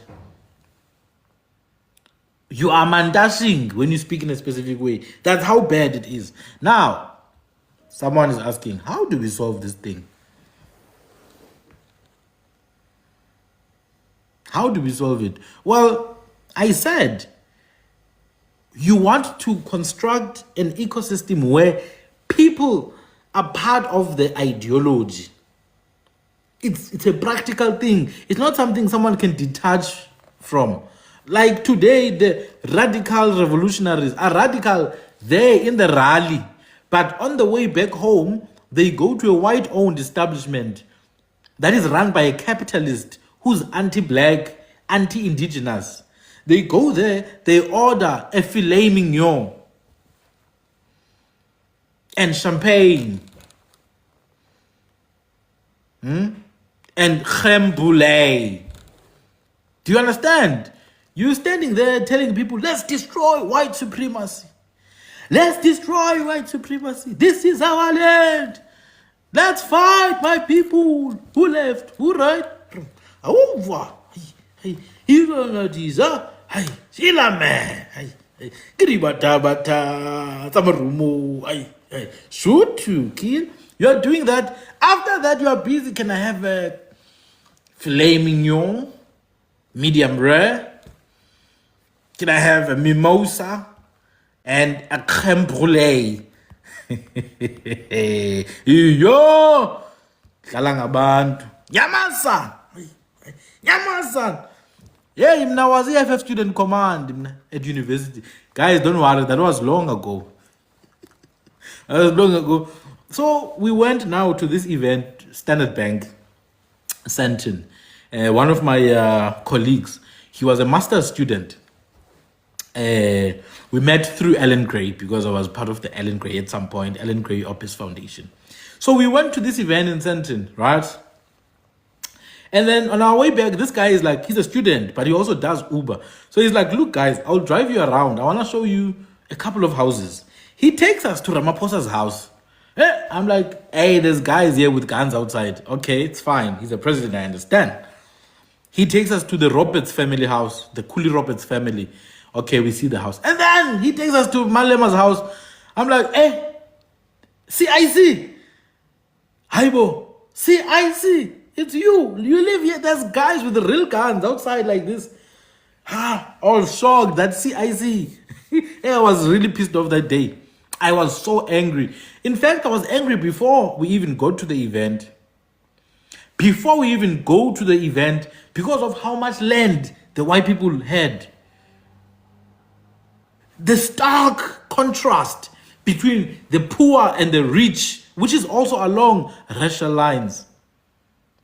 I was angry, I'm not gonna lie. And I think more people need to go and visit where these people live.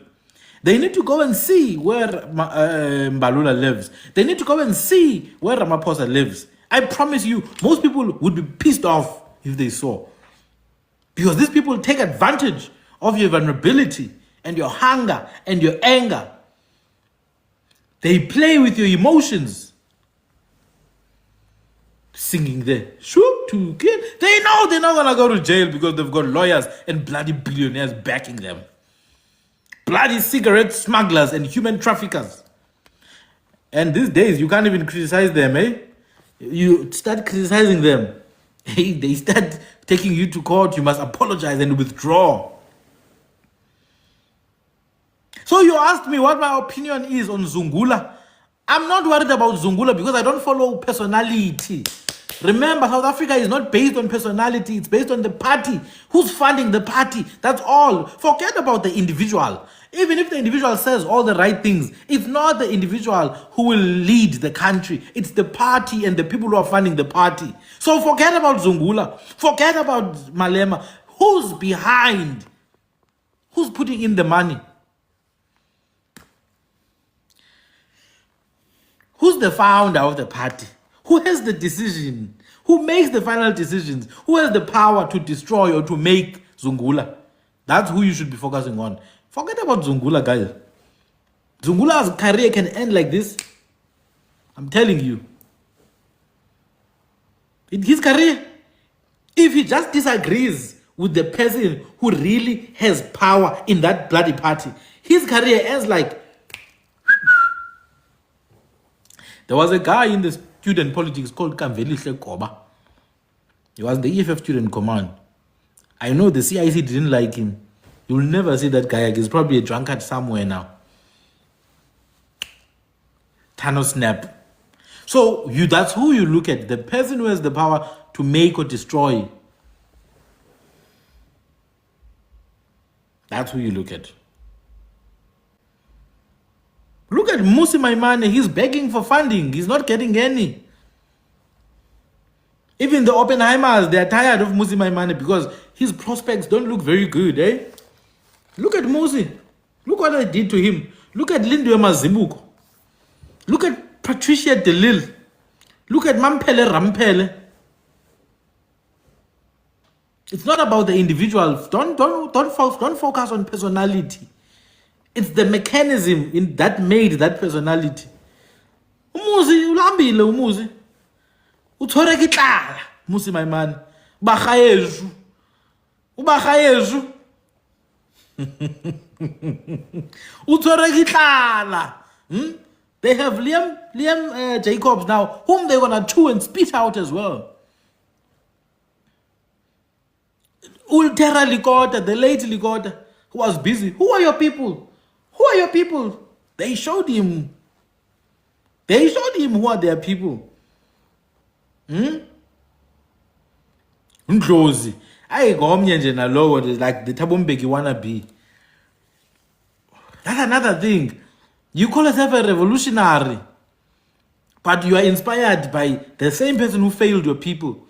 That's when you realize, man, these people are not, none of them are revolutionaries.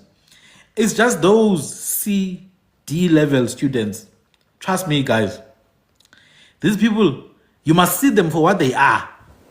They are not smart. They are not even charismatic, most of them, actually. That's what the media says. They are not charismatic. There's nothing charismatic about them. Spend a day with these people. In fact, they get drunk and they get drunk, pop. After the rally, they go get drunk, pop. All you have to do is just to see a video of them drunk and you, whatever idea you had goes away. Whatever idea you had of them goes away. And now I'm not saying, because people will be like, oh, so what is the solution? What is the solution, Sandile? I'm not saying guys don't vote and whatever. Ne? I've voted as well. I've voted a couple of times. And I'm not going to lie. I don't see what I voted for. I'm not going to lie to you. I don't see it. Like, the person I voted for does the opposite of what I wanted. They do the opposite, like it's called the complete opposite. So I wasted my vote. I voted for my own enemy.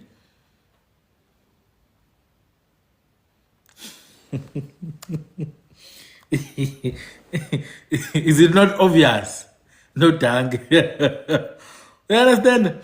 The person is doing the opposite. I'm like, hey, another family member of mine voted MK. And I'm like, what's happening with MK? They're like, yo. It's sad, guys. No, it's really sad. I'm not even laughing. I'm just nervous. We wasted our votes. You know, I woke up so early to go and vote. I woke up so early. It was a queue, man. It was dark and cold. I voted. And the person is going against me. I'm like, oh.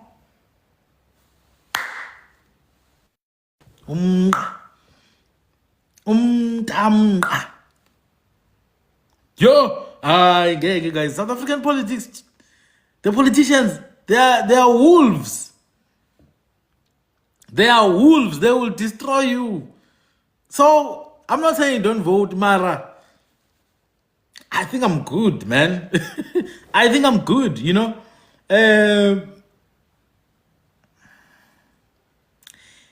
I know the AFF is a cult, guys. That's what it is. It's a cult. Because I know I was there. But also the ANC is a cult. And they are all cults. They are cults because you're not allowed to be critical.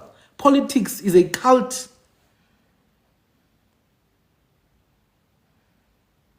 You get what I'm saying? It's a cult. That's what politics is. VF Plus. No, you see, VF Plus, they are ready, guys. But they are waiting. They are ready. If you want to vote for VF Plus, go for it. They said it already, like, come and vote. But we're not changing any stance on anything. The moment you vote, first thing, you are learning Afrikaans. The next day at school, you are learning Afrikaans, Baba. They are very keen on that one. They're like, you must learn Afrikaans. You forget about these things of Kwinkia and Korakobab. Screw Kwinkia, screw Korakobab. There's no gonna be any Kwinkia anymore. You won't hear me saying, hey, Kaites, or Kaites. It's gonna be a crime to say Kaites. You're gonna be a Goeiemorgen middag, Goeiemorgen, juffrou. Huh? Hey. And this is not even a joke. They said it themselves. We're not changing our stance. You can vote if you want. And I know them. They don't play. I know them. Those people don't play, man. They're like the Jews. They do not play. They will do what they say they will do. And you need to be like that. You need to be like that. You understand? So you need to have that level of conviction that this is what we stand for. So you can go and vote and whatever, but I don't think it's going to do anything. This is what I think is the solution, in my opinion. This is what I think. We function outside of politics. Politics are still going to be there because their roots run deep. But Tina, we must function outside of that. So what I am doing is to plant in the mind that we've had systems before. We've had economic systems before. We've had financial systems before. Yeah, so we buy from each other. We make each other's clothes. So those of us who are in the fashion industry, you make clothing for us, but you source leather, you source cotton from one of us or some of us. You get what I'm saying? For example, there's a guy right now who's currently making skin clothes for me. Yes, it's into basically. So he's currently making impahla for me. It's kumba, mukhupa. He's making it for me. And then I was looking for another guy to make other stuff for me, important stuff, So I no longer go to the mainstream now when I look for stuff. There are people who are doing stuff, we go and invest in them by supporting their business. The business will be big enough to have strong quality and scalability. We repeat the same thing across the 9 provinces. Secondly, we have physical places in each and every province. So if you go to Western Cape, there's a home for indigenous people who are part of this organization. If you go to Eastern Cape, there's a home for indigenous people. If you go to KZN, there's a home of indigenous people. If you go to Limpopo, etc. And we've aligned these things with ancient history now. So in Limpopo, we want to be close to the stone ruins of Mapungubwe. In Mpumalanga, we want to be close to Bukoni, Nzalo Yelang. In KZN, we want to be close to a specific shelter and site. Eastern Cape, Jalonjalo. So we are close to the source of history and also spiritual power in a symbolic way. We trade amongst each other. We teach the children that they are the first point of reference, because it has to start here, guys. If as a child, from a young age, all you can think of, as children, what they taught us, you are taught that the white woman is the most beautiful thing and she must be blonde and have blue eyes. Nobody's going to say it to you out loud, but you're going to see it in the cartoons. You're going to see it in the cartoons. That's why black men worship whiteness. The moment the black man has money, the first thing they think of is a white woman. If they cannot get a white woman because maybe they don't know how to speak English, they look for a colored woman. If they cannot get a colored woman, perhaps they just look for a light-skinned black woman. And please, there's nothing wrong with the light-skinned black woman. That's our way of, that's how we look. Nothing wrong with that. I'm not vilifying light-skinned people whatsoever. My family, majority of my family are light-skinned people. What I'm saying is the mind. You're not looking at a light-skinned person. You're looking at a kind person. You're looking at a person who believes in you. You're looking at a person who's loving, not who's light-skinned. Light skin must be the last thing you think of. Dark skin must be the last thing you think of. You don't worship skin. Oh, I'm not saying you don't choose your own. You must choose your own. But your categories, you qualify them with something that's of a higher caliber. So that's the first problem. It starts from a young age. There was a series I was watching when I was young called Sheena. Sheena was this white woman who puts Dove, not Dove, sorry, Udaga, like clay. She puts clay in her body and then she turns into an animal. Then she saves people. It's like the female version of Tarzan. That's Sheena. She used to save people. People would be eaten by pumas or black leopards. She'd be there saving people. Hey, I'm there looking at Sheena. Oh, Sheena is so beautiful. I'm a child, man. Sheena's so beautiful. And then when I look at my mother's nose, we laugh at it as children. Your nose is round. Guys, it's bad. You get dissed as a child. If your hair is too tight, your hair, so you start at that time, psychosocially and psychoculturally, we are broken. So I'm saying your child, by the time you are as a woman, you are pregnant, you must already impart freedom to that child. You must impart spiritual liberty. You must impart psychological liberty. While they are not even born yet, by the time they come, you must orient them. You must orient those children that your indigeneity is enough. That's it. Your indigeneity is enough. And this is partly why people do not even want to be Kwe or any relation to Kwe. Like Nasi Tall is saying that they were laughing at her because she had tightly coiled hair. They're calling her Koi Koi. That's the thing. Equivalent to what? To an insult. It's equivalent to an insult. And people don't want to be associated with that. Like, they will fight you like, yeah, but you are Koi, you are Koi. Like, no, look at me. I'm not in the bush. That's the problem. So, we start there at the children. We completely break the fabric of oppression. Give your child a name, an ancestral name. Call your child Kwabe. Call your child Malandela. Don't be, if you like, they're going to laugh at the child. Yes, they must. The child must be humiliated. That's the price. If that is the price, that is the price.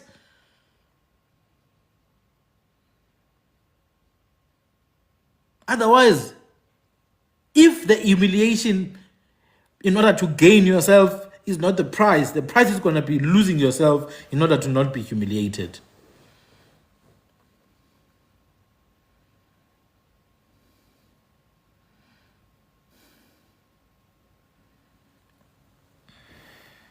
That's all. So, my solution is that this thing must not be something that you can put a pause button on. You must not be able to put a pause button on. Because the problem is that people want to put a pause button. This revolution that is out there, this radicalism that is out there, it's a scam because people pause it.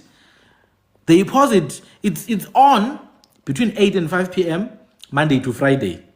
Friday night, Friday evening, they take off the jacket of radicalism.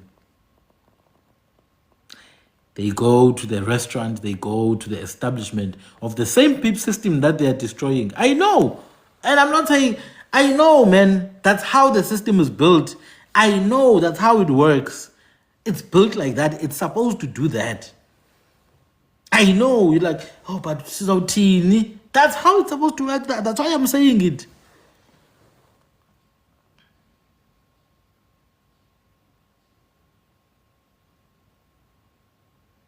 That's why I'm saying now, we must move to the side. Me and my own, we are building something parallel. It must not be part of the system. It must be on the side already. Must be on the side already. So you build something on the side. The beauty is that you're building what is already there. You're just digging it out. It's already there, guys. Freedom is already there.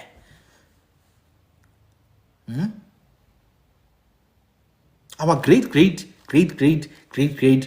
grandfathers had it, and mothers had it. They had it. So you just have to recharge that DNA in you, those memories. Remember who you are. You know, they always say that as a punchline, remember who you are. It's real. You just have to remember who you are. Guys, do you think somebody teaches me? Those who know my work around language. You think somebody teaches me those things? Who can teach me those things? The person who can teach me those things is not alive. Nobody teaches me those things. Know thyself. It's not a punchline. You just need to revert back. Go back. It's almost like your memories have been wiped. So you need to recharge. It's going to keep on coming. You're going to see it. And the more you keep on chasing it, it keeps on coming. The more you meet it halfway. Nobody's gonna give you. It's already within you. Nobody's gonna give you the wisdom to do it. Find who you are. I used to say to people, some of you guys, your ancestors were blacksmiths.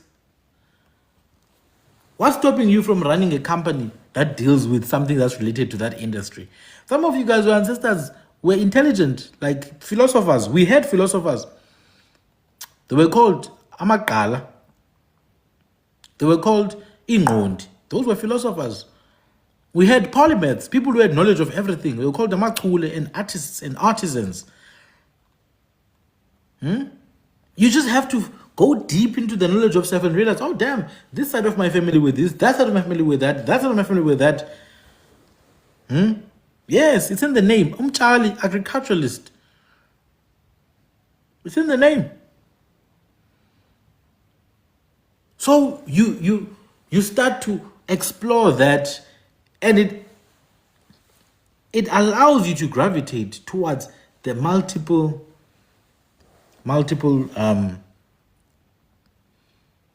spheres of existence that our ancestors occupied. Some were thieves by nature.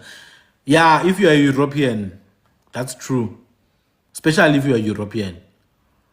So I think this is the wrong life for you.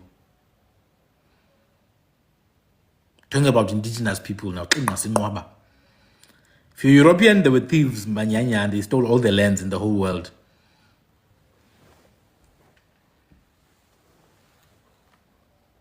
Again, you would know that because it's in you.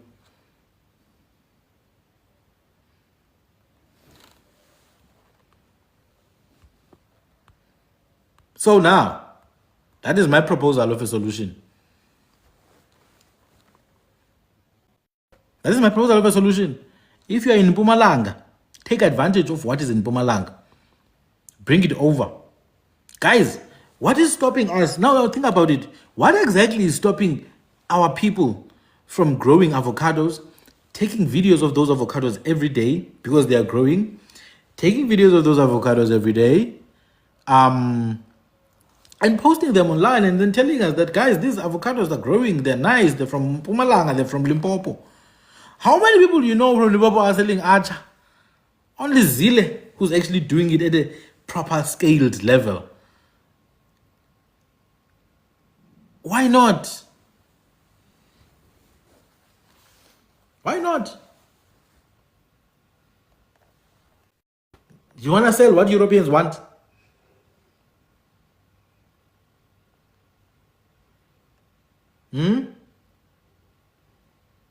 Why do we not have artists, fashion designers, but only indigenous fashion? You see, for example, Amazulu. You see Amazulu, how they push iskumba. The dress code is kumba. I know there's politics. Oh no, it's kumba saying where you can't wear it and all that. The truth is that back in the day, you could wear whatever you want, man. If you can justify why you wear it, you can wear whatever you want. There's such a thing, especially if you were from a nobility. Every clan had a chief. Every clan had a senior bloodline. So every clan could wear iskumba. But that's not the point. They've elevated iskumba, the animal skin. It's so expensive now. So if you build a business that specializes in that area, not only the traditional way that it's worn, but now you take the traditional way that it's worn, you sell it still, and then you reimagine. You make new things, still inspired by traditional patterns, and you make new things out of that. You can imagine how much more wealth you can amass. Not danget to meal. I have not seen your sorghum salad. I have not seen your sorghum salad. I thought you were in the culinary sector. I thought you were a cook. You know, sorghum is the one thing that our ancestors really ate. More than all the other grains. Like, they did eat the other grains, but sorghum, they really believed in it. And I think it contributed heavily in their well-being. Because sorghum is a medicine. Amabele, amazimba, matimba, bereb, in Kui and Kora, bereb. That is the one thing that our people really ate. It's good. It's healthy. Now, hey, guys, it's so sad, how they've taken our culture, industrialized it, and choked us out of it again.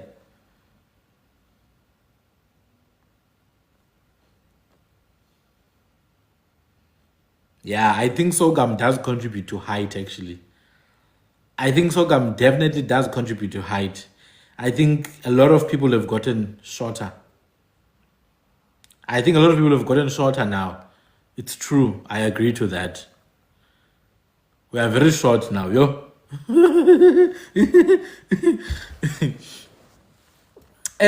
Someone is asking, who is in charge of the tourism in the Wild Coast?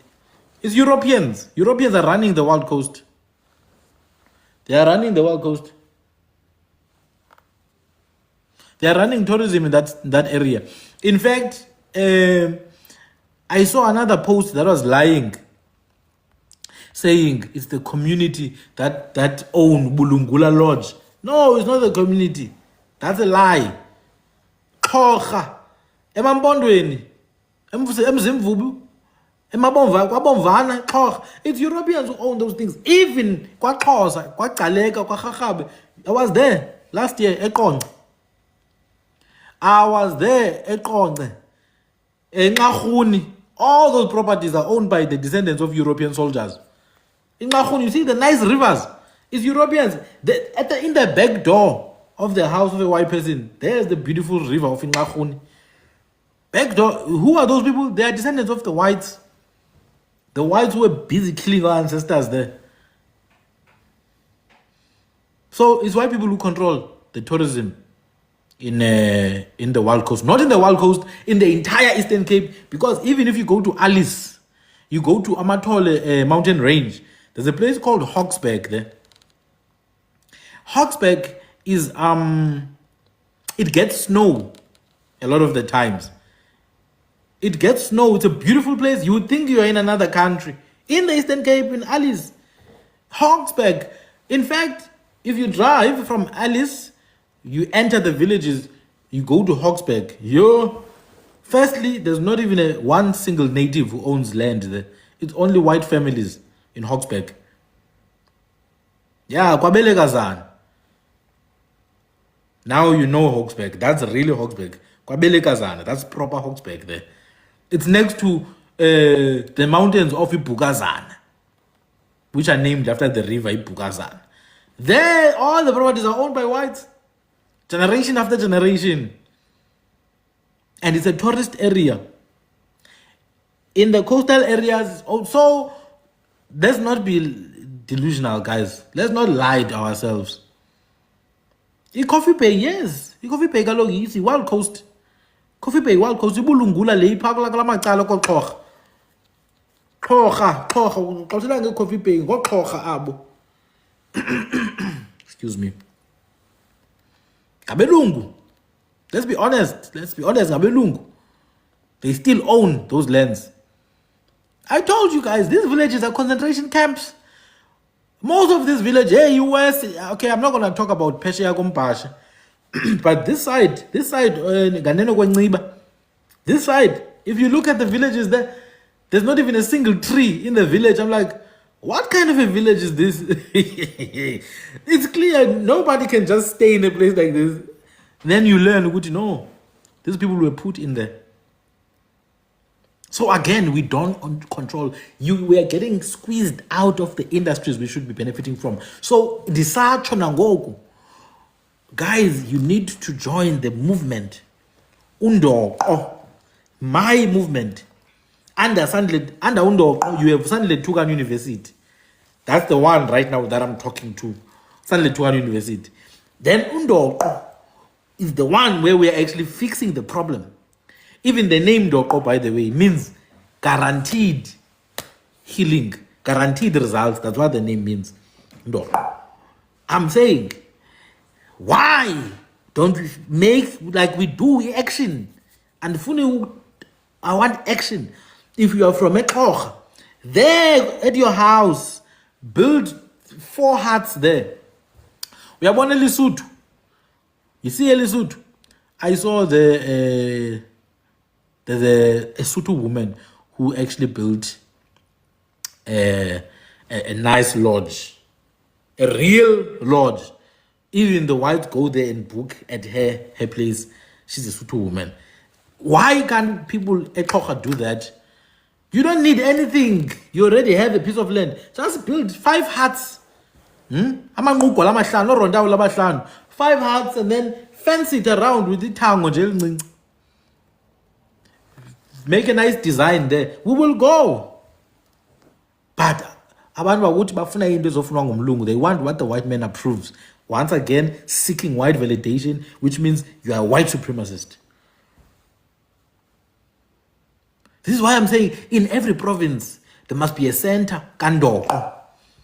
In every province, Limpopo will sneak Kandoko. Kandoko. Eastern Cape, Kandoko. Western Cape, Kandoko. That is where we go. Ukuphefumlelana, siyokhunga. Go to recharge. It's a sacred space. Amaqhaya wangena, amalawa wangena.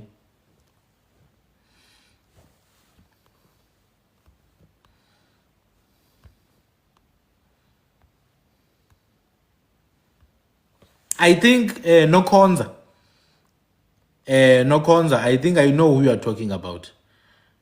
Fundile, an educated woman, who's got friends overseas. Oh yes, no First Nations allowed. Hi. First Nations, yeah, I don't want them at all in that in the Ndoko sanctuary. No Konzingonyama. No Konzingonyama. No, I see what you mean, and you are right. You see, that's where the problem. That's where the problem starts. You build a business, but again, you wanna appeal to whiteness. That is what I'm talking about. Someone who's pursuing a PhD. Someone who's pursuing a PhD, you're building a business, you are showcasing the beauty of your village, but somehow it's people from Switzerland who get to enjoy it. Guys, do you understand how many Engobo in the Eastern Cape? Engobo in the Eastern Cape alone. Do you know how many caves with ancient drawings are there? Why isn't there not even one man, Engobo, who has built a business just taking our people across those caves, building a nice trail there, organizing a trail? He must go and study the land and see how many caves, count how many caves. Why? What are they busy doing, our people, with their time? When all these things are taking place, what are our people doing? Getting drunk? Umkiti, yay! Haibo. Guys, are we in 1728? It's 2026 now. They will take a long time and they will pin second class citizens in your own ancestral lands. What are our people doing? The Drakensberg in KZN, Drakensberg in KZN with such ancient history, Drakensberg. You know, Southern Sun owns so many places there in the Drakensberg. Amajude, Southern Sun. What business do they have with the Drakensberg? Oh, kwaze kwabuhlungu madoda. Kwaze kwabuhlungu. So for me, when people are like, oh no, it's about jobs, you guys are fighting over scraps. It's jobs, low-level jobs. It's not about jobs, man. It's about everything. We don't have a country. We don't have a country. But I tell you guys right now. Let those who have the capacity to fight in the streets do it. It's fine. There's nothing wrong with that. But Tina, what we must do is to be much more strategic. we must fix here. Because when you fix here, then you can influence those who are next to you to do the same. They can influence those who are next to them to do the same. You get what I'm saying? We are the solution that we are looking for. We are the solution. Look at Ulungan. We also have ancient rock art in my village, I'm seeing, but it's controlled by what's exactly what I'm saying. There's so much untapped economies in our country. Engcobo, for example, you find there's like 50 sites with rock art. Kutsolo, 30 sites with rock art. Entabankulu, 100 sites with rock art. And I'm talking about like one town with 50 sites. I'm not talking about the province, no.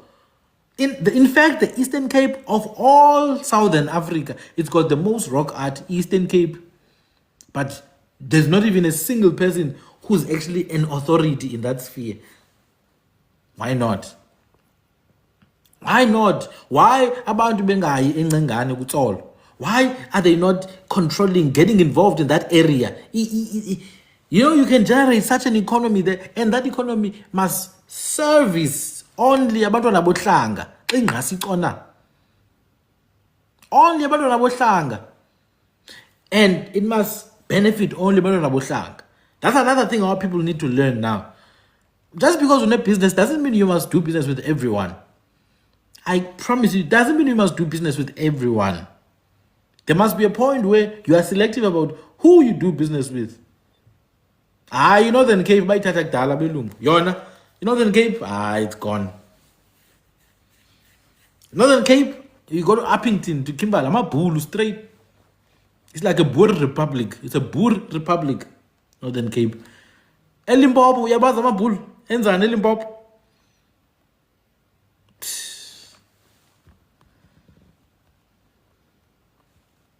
Limpopo. The Boers. They're playing. Well, I mean, they killed 2 women. We know. They fed them to the pigs.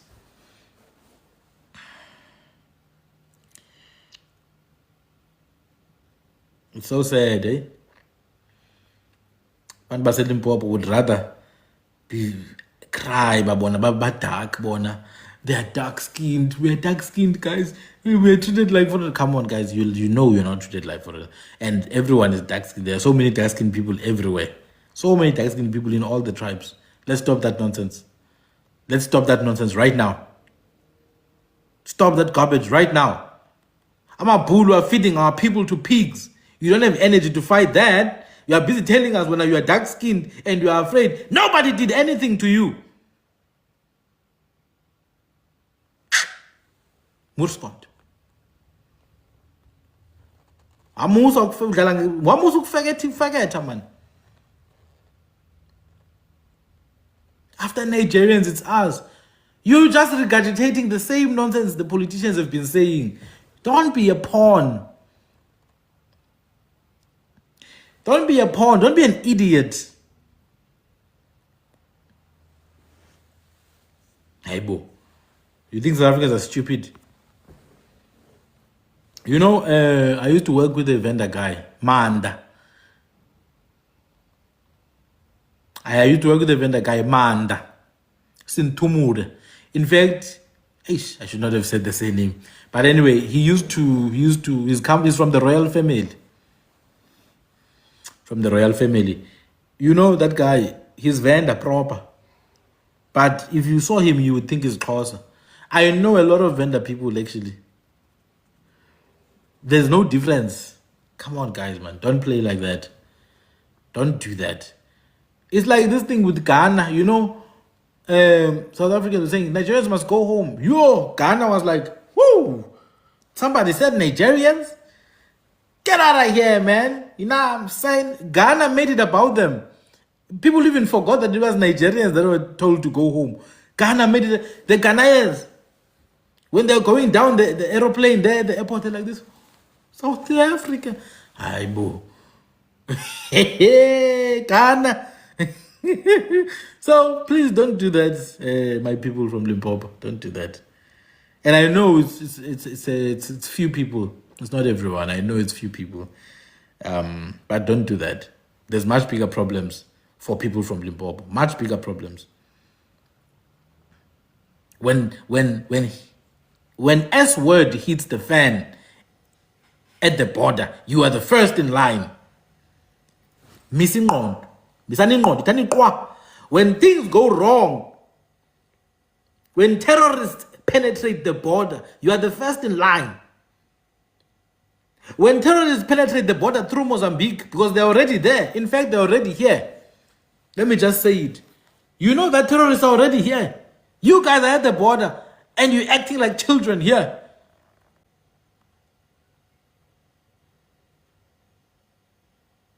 Safa, we died. Our ancestors died for you.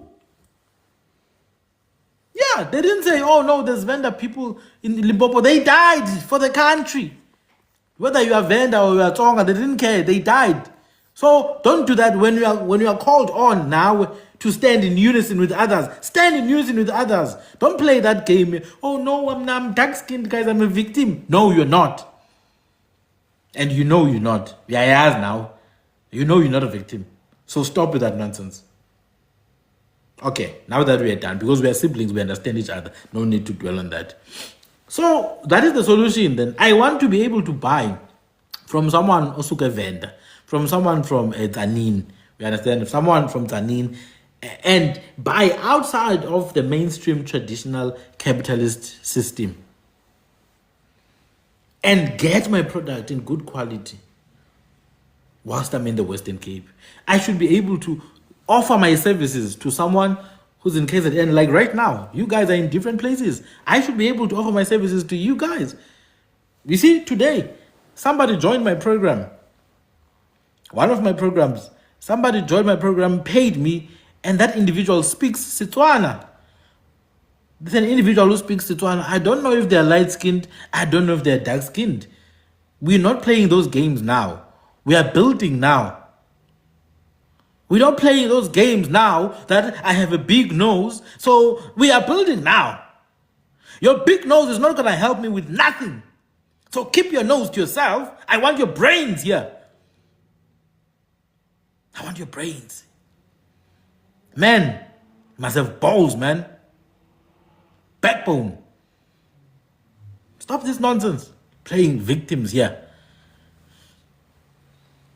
And stop acting like Zulu people are stupid. That nonsense, stop acting like Zulu people are stupid. That is another thing that we must talk about. If there are 2, 3, 4, 5, 6, 7, 8, 9, 10, even a million stupid Zulu people, it's still not majority of Zulu people. Do you understand? Don't act like Zulu people are stupid. You guys are falling for the same nonsense that Zulu people fell for already. You know, Zulu people were killing each other there in KZN, IFP and ANC, and then Xhosa people joined, and then it was hell. And then it was hell. Oh, the Zulus killed us. Xhosa people, they woke up from that nonsense now. They've stopped it. They stopped it. But suddenly, I thought Ntlamula was killed because he's Tsonga. Well, if Ntlamula was killed because he's Tsonga, then his mother is also Tsonga, mos.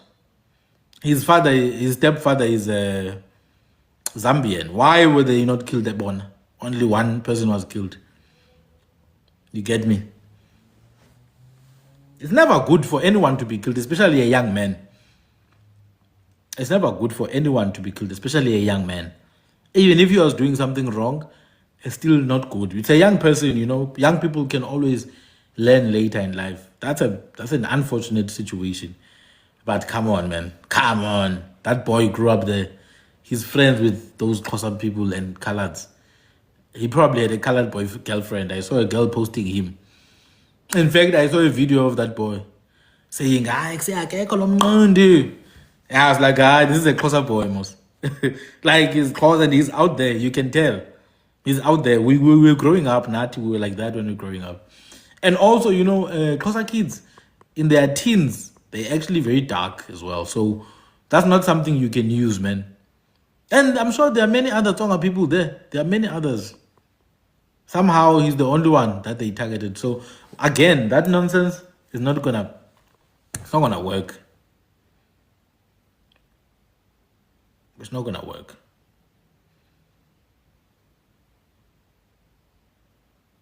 It's not gonna work. So we must stop the garbage. Now, if and I did touch on this when we were talking about the Tsonga Shangan identity thing. I said, if I'm a Tsonga, but particularly Shangan people, abantu baso Shangan, they must reclaim their word. If they feel like they are mistreated by Amazulu, that's for the two groups to deal with. The Shangan people must come and say, Zulu people, stop calling us A, B, C, or D. The Shangan people are not talking. They are just proudly Shangan. They are quiet. And I'm telling you about the people of Shangan, abantu bakwa Gasa. Those who were part of the Gasa Empire. They are not saying anything. So, you understand? The onus is on them. If they don't want to be called Shangan anymore, which I don't know what they will be called then. But to come and make it like, come on. And tell you what, even there in Limpopo, there are issues between the different groups. There are issues even there. Limpopo, Pedi, Venda, Shangan, Lemba, others want to rule over others. But again, that is the trap. That is the trap to keep you distracted by all this nonsense. So screw that nonsense of Limpopo. Screw that nonsense of Zulu. Screw that nonsense of Xhosa. We are dealing with solutions and we're going to go forward. If you have a problem with other South Africans and indigenous South Africans existing and enjoying their land, we will crush you out. We will crush you. We will crush you. Mnage, I don't play nonsense. I don't play nonsense. I don't care if you're Xhosa or Zulu or what. I will crush you. Stab me. Come, challenge me. You will see what I am.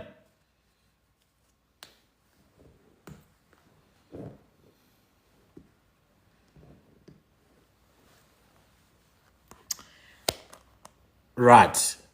So the solution is easy, guys. We are the solution. We need to work amongst each other. That's it, yabo. We need to work amongst each other. So what you want to do is to maximize whatever talent you have. You understand? Maximize whatever talent you have. Like unodange, umageba.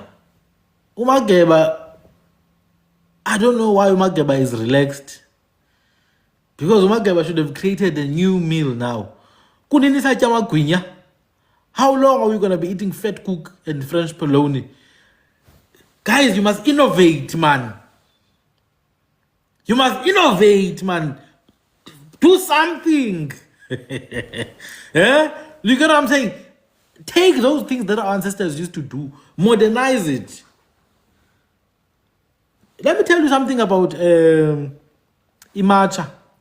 You know matcha, it's green. It's a type of green tea, and it has a very old tradition. It has a very old tradition, matcha. So it's a traditional thing. It's like umqombothi or amahewu, nqodi, or inkobe. You get? Or not pap. Pap is a new thing. Maize meal pap. The original pap was pumpkin and other stuff. But these are traditional. What you consider traditional has untapped potential. Marula, yes, marula or umtuma, umkokolo, the indigenous apple. You get it? So what you wanna do now is to take those things. This is what I'm saying when I say, guys, go back to yourself. Take those things which are already there. Innovate on top of them. Look at what matcha has done to the world. Now you've got iced matcha latte, matcha cafe, what, and all these different things. Look at what noodles, which is ramen. Look at what it has done.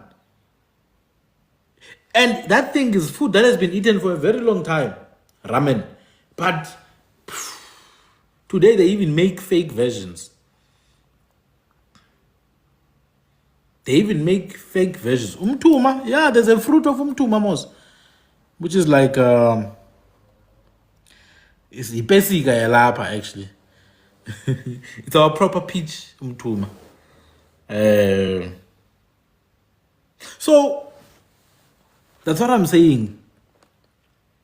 We benefit from the fact that we already have infrastructure that was built by our forefathers. Then we take advantage of technological advances like the internet. We take advantage of that infrastructure like the internet. We take advantage of online infrastructure. We take advantage of courier services. Take advantage of those things. You get it? And then you build your business. For example, I have quite a decent knowledge of herbs. I was trained by Emambondweni on herbs, but also I learned at home, how herbs work and all that. So what I might be doing in the next few months, I might start collecting herbs, like the herb that I was given during COVID, gum tree. I never knew that it was a herb until it came to me during COVID, and it saved my life more than once. So you start by drying the leaves of gum tree, which is eucalyptus. Umhlonyane, Artemisia. You think these things are small, Candy? There are people who don't have access to these things anymore because of the fact that our lifestyle has been disturbed, It's been disturbed because of work and all that. So people in cities, people in suburbs, they don't have access to eucalyptus. They don't have access to umhlonyane. And I mean the leaves, the one that still has its molecular structure intact. Not the stuff, not an extract that you'll find at Discam or Clicks. Besides, Discam and Clicks are racist and the owners are racist, so screw them. It would be nice to get umhlonyane Artemisia from our people. It would be nice to get inkalane, alu. I forgot. There's different types. There's alu and there's ikala, and then there's inkalane. You get it? Imvomvo or intlaba.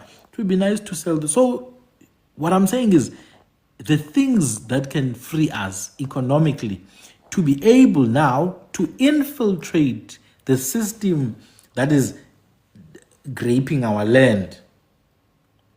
We need economic muscle amongst each other. Then what we can do is to be the funders. That is the point here. To be the funders. So what we do, we go to one small town. I'll give you an example. Grafrinet or Escort, MJs in KZN. We have put our center there. We invade that place. After invading that place, I'm just making an example with Escort. We could do it in Joburg. We could do it in KZN. We could do it in Cape Town. One small town. We get our people there. We pull our resources, push one of us into some council, push the second one into that council, third one into that council, fourth one into that council. We get the majority vote. We use the majority vote to push our agenda. This is how groups work. How do you think the Somalis in Eastern Cape, how do you think the Somalis in Eastern Cape are doing it right now? They are taking over the Eastern Cape. They are taking over the government of the Eastern Cape. The Somalis today in Eastern Cape and the Ethiopians today in Eastern Cape are able to go to an Eastern Cape hospital and tell them, guys, you must translate this Xhosa thing into Somali. We can't hear you now in hospital. They're able to go, the Ethiopians, Ekomani, to the municipality and say, look, we want to invest something here. The same countries that are hungry back at home, they're doing it here. They're doing it here because they're able to pool funds. I need you guys to have money so that you can send it to me. You have to send it to me. You have to. Oh no, Zandili, you are scamming us. No, Baba, you have to, so that I don't have to work, so that I can speak the way I want to speak. You see now, I'm not saying anything because now I'm 9 to 5. Once you send me that bloody money, you can even use me as a puppet. I'll destroy this bloody country. Take everything down from the devils that are in Union Building, because they're devils. Satan. But you get what I'm saying. The gist of it is that you guys need to have funds. And I mean funds to dispose. I'm not saying you guys are poor. I'm saying we as a group are poor. And this is what our people don't realize. Edomites. Hey, Hebrew Israelites. Those characters, those are they don't play. You Edomite devil. So you see, what I'm really saying is that once we can pull funds together, even work like mine, you can invest in work like mine. You see, I can have a secretary now. I can actually, how do I put it? I can actually build a physical place where people can come and learn. I can run conferences from there, physical conferences. Because if you think Gaten McKenzie is going to fund my work, think again. I don't know how many calls I've received from some of the people in those offices. The money is not going to come. It's not coming, my people. It must come from us. So if you want to say then, how do we then fight the system? We fight the system with the one thing that the system is built on, money. It's either that or everything burns down. I don't think we want things to burn down. Some of us have children. We want the children to live a good life, you know. We don't want children to be hiding because there's explosions outside. Because if we start chaos, I promise you, you must be ready to lose everything. Like the guys in Marikana, they lost everything over nothing, for that matter. So Tina, we're actually enemies of the state. That's what we are.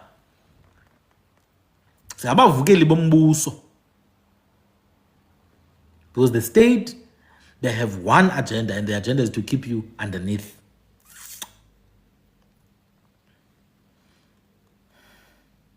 Understand? So my people, the first step in this whole thing now is to know yourself. Know yourself. And then the knowledge of self now, my institute, Sandle Tugan University, can assist in that. I've got hundreds of videos on YouTube just helping with that. I've got a program that I run, people pay monthly, to assist in the knowledge of self. But the bigger plan here, knowing self is the first step, but living in that reality is the second step. But to live in that reality, there's another step that you have to do to build that reality. And that does require money, unfortunately. We've just spoken now, why people are running the tourism sector. Kukatyan, why people are running the tourism sector. Emambondweni, why people are running the tourism sector. Kwanika, why people are running the tourism sector. Etsitsikama, why people are running the tourism sector. Drakensberg, why people are running the tourism sector. Limpopo, why people are running. Kruger, why people are running and owning. Northern Cape, why people are running and owning. Maropeng there, cradle of mankind in Northwest.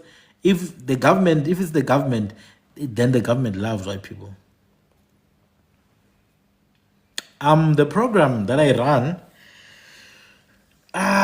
the info is not real on YouTube. So let me just give you a brief of the program, just for those who are interested. Let me see if I can find a little pamphlet that I had made for me. Let me see if I can find it. Please take a screenshot of this quickly. So I've got about 3 to 4 programs that I'm running. So it's not just one. I've got about 3 to 4 programs that I'm running. but they are all part of one program. The program is Undoqo, correct? Okay, I'm gonna remove this now. The program is Undoqo. Now, Ndoqo comes from a word. In isiXhosa, Ndoqo means effective medicine. So if like you're sick and then I give you a treatment that's gonna work immediately, that treatment is called Undoqo. Or if I give, let's say, something a poison and the poison works immediately, that poison is called Undoqo. So Undoqo is like guaranteed outcomes. That's what it is. In fact, it's related to the Zulu word umsoco, something that gives you essence, the essence of something, umsoco. Through the Kunkia word shokau, or chokau, or shokau. So Undoqo is that, but Undoqo is also a sangoma, not really, a medicine man, yes. So that's the name. So the idea was, come up with a solution that is guaranteed to have results as long as the person sticks to the program. So the program is multi-layered. It's not just one. It's not just Project Ingasi. In the program, there is an entry project. The project is called Project Ingasi. So this project is meant to sweep the floor, to remove the little stones and the little papers. So you will get a brief of everything. Languages of South Africa, you get familiarized to Kwi languages, you get familiarized to Tu or Takan, you get familiarized to Kwemana, Kwedam, etc. Yes, that is Project Ingasi. Project Ingasi, primarily, the goal is to show you that the natives of this land are primarily from the same source. That is the goal of that program. So that program, if you are a tribalist, if you are a white supremacist who worships whiteness, if you are, how do I put it? If you are just someone who's confused about what is and what isn't, that is the program for you because it aligns you. You're not going to see someone from Limpopo as different. But also, if you're from Limpopo, you're not going to see someone from KZN as different once you're part of my program. Now, this program operates in this way. The minimum time that I normally suggest is 1 year. After 1 year, you can leave the program. It's fine. So, you will learn the core of the teachings are Kunkia. I'm not going to even lie to you. The core of my teachings in Project Ingasi are Kunkia. Because Kunkia is what people call San languages, but not the nonsense of San of the First Nation, the real ones, the ones who gave birth to us, the Kwi. So, among your Kaigwi or Kriki people, Amagane, your Kakankus, and all the other groups, Tram and all that, who gave birth to the groups you see today, Zulu, Kungebe, Sibiya, Kwabini, Xhosa, Chawetega, etc. Why is that the core of the teaching? Well, because from learning about Kunkia and Kwi groups, you tend to see a lot of overlap with almost every other group in South Africa and some Southern Africa. For example, if you talk about Amazulu, you will touch on Amandebela says Zimbabwe, you will touch on Amashangan, Kaso Shangan. It's inevitable because these people share history. If you talk about Amaxhosa, Amampondo Misa, Abathembu, Nama people, Gunukwa, Khonakwa, Tram people, they tend to feature because they share history. But all these groups share one thing. All of them, your Kora, your Nama, your Xhosa, your Zulu, they all share one thing. They share the ancestry. These people are born from Kwi people, including your Kalanga. A significant part of Kalanga is Chwa people.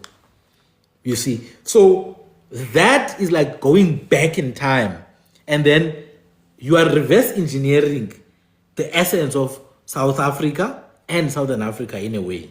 Because tell you what, the same Kwi people we talk about 5,000 years ago were as far as Kenya, Mombasa, as far as Congo. True, that is true. It's not made up history. The same Kui and Kung and peoples, they went as far as Kenya, Mombasa. They're not there today, but you can still see remnants of them in some communities there. You can see remnants of them in Congo.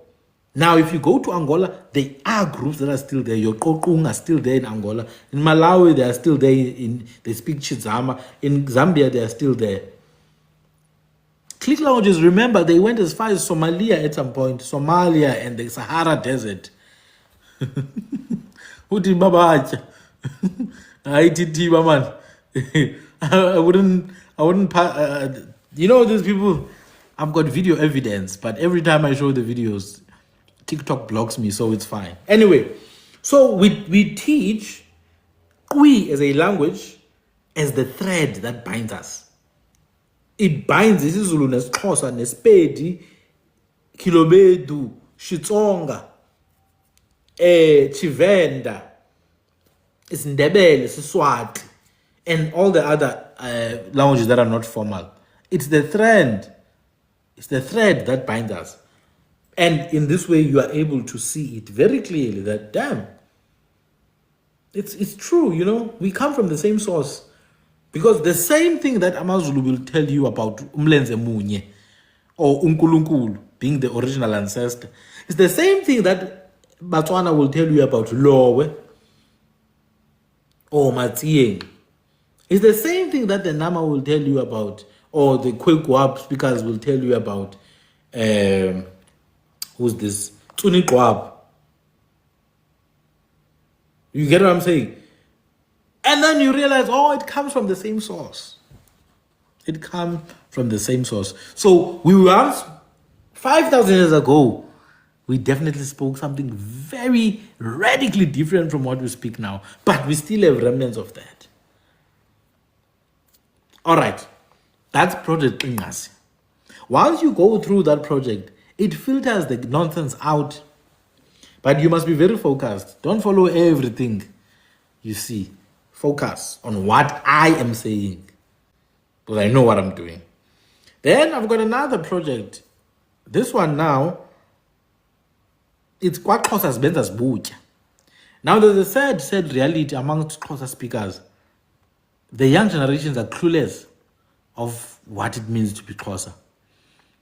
They have no idea about Xhosa history. They have no clue. They're not even taught at home. That's the sad thing. You can ask any Xhosa person, tell me about Upalo. What is the story of Upalo? Where was Palo born? They don't know. Where did Palo stay? They can't connect these names of ancestors to physical places. Do you get what I'm saying? They can't connect. They can't even connect to those places themselves. Ituwa is just a word, just a click to them. They don't realize that Tuwa means fool. That's where you get Tuwala. So, KwaXhosa's Benza's Bucha seeks then to foster and initiate an ecosystem where yakufuta ngengqiqo yakwantu. So it obviously connects to other groups, but the core is isiXhosa. But even more so, the language of isiXhosa. You see now, the person who joined today is a Tswana-speaking person who wants to learn isiXhosa. I'm telling you. So it's not just for Xhosa people. It's a Tswana-speaking person who wants to learn isiXhosa. I don't know what the reason is. Any reason, it's fine. The third project I do is called Qora Kobab Ada, which means Qora, language of ours. Now, some of us do have Qora ancestry. Some of our ancestors did speak Qora. For example, if you are Umngosini, you are a Qora descendant. If you are a Mutlaping, you have Qora ancestry. Or part of your ancestry is Qora. Ulu, many other groups. So this one, just like the Xhosa one, it takes Qora, but again, there's overlap. And then overall, then now you get Undoko. Undoko is the overarching framework, of this work. Sanletuka University, Project Ingasi, Qora Kobab Ada, KwaXhosa's Benza's Bucha. There's going to be a few more other projects that are going to start soon. I'm still waiting for a group from the Caribbean because I think isiZulu needs attention. It needs attention. There's a Caribbean group that needs some attention with isiZulu. But I feel like South Africans themselves, South Africans must start wanting to be more. They must start wanting to be deeper. That's what must happen. South Africans themselves must want these things. It can't be Caribbean people who want to learn isiZulu, but the Zulu speaker is busy speaking some soup that I don't understand. You get me? So, Undoko then is the overarching framework upon which these are built. But these are just offerings that are allowing you to enter. Now, once you pass through these ones, then you enter Undoko. You must take Undoko as a secret society, because by the time you enter Undoko, you have to be a different person already. By the time we enter Undoko, we are just pushing an agenda now. We are pushing an agenda at work. We are pushing an agenda at home. We are pushing an agenda everywhere. It's not an agenda that I teach you. It's an agenda that your body knows must be pushed. The agenda of self-sustenance, self-preservation.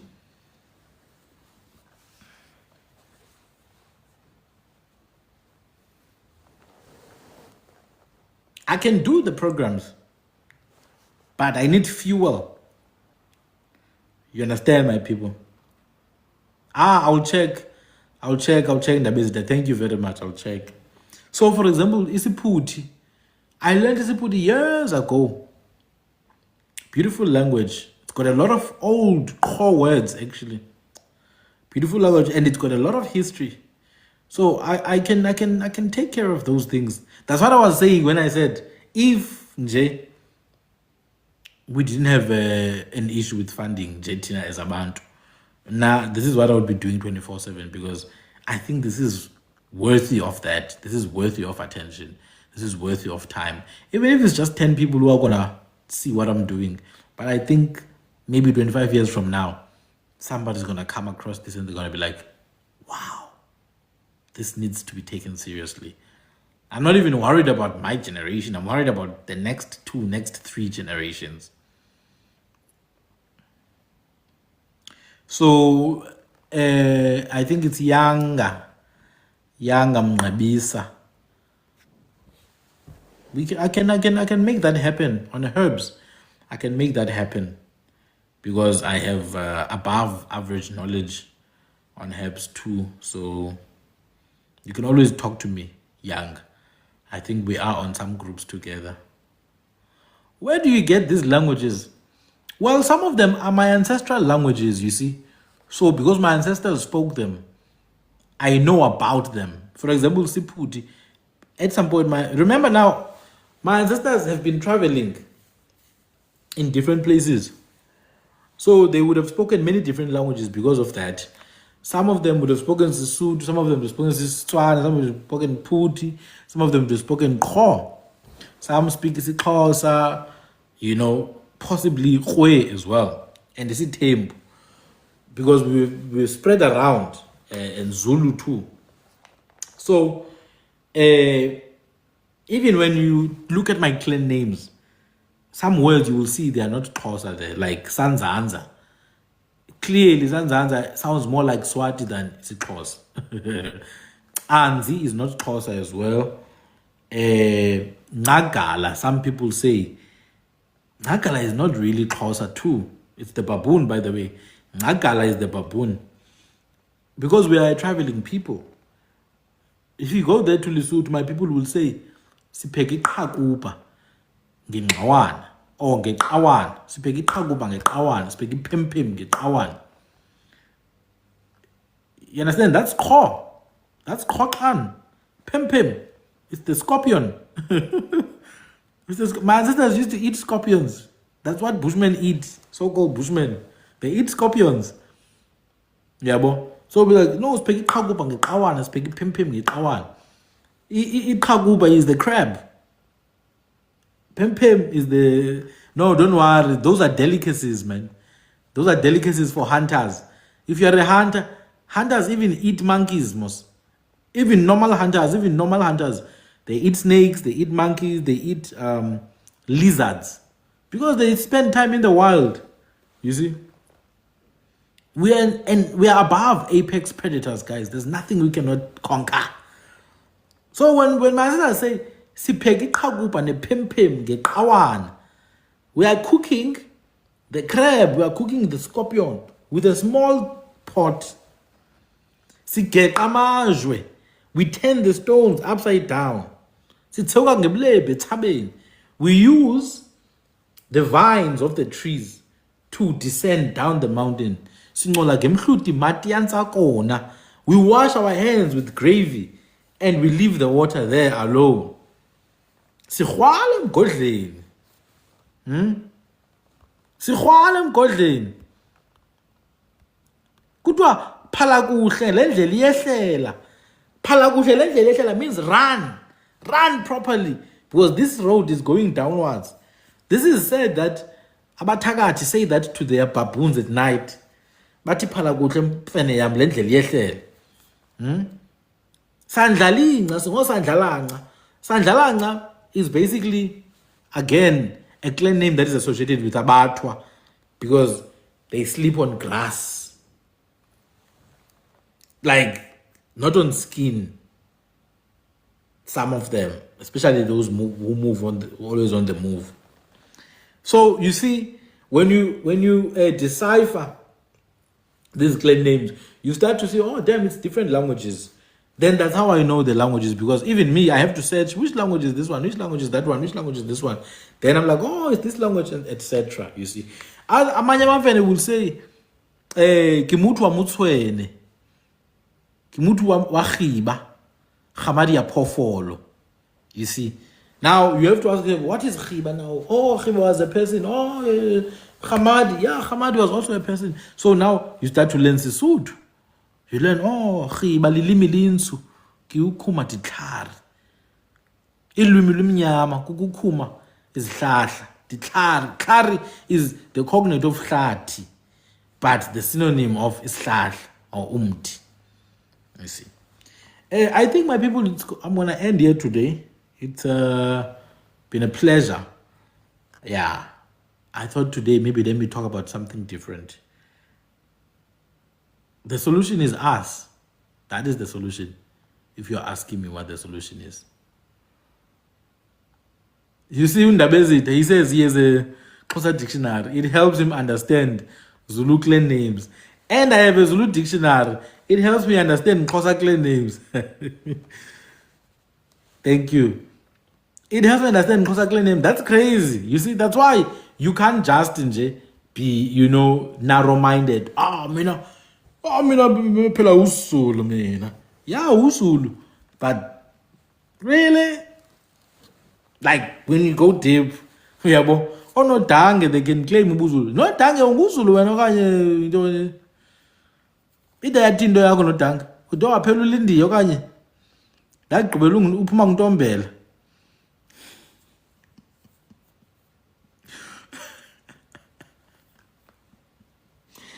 No, andiniyekile. Oh, twaphala kuhle le ndlela iyehlela.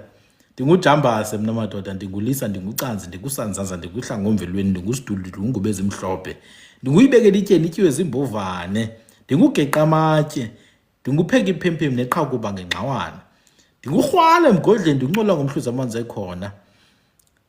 Zithoka ngobulembe entabeni thina. Singomwandla, singoluncu, singomandwa afike luhlangeni.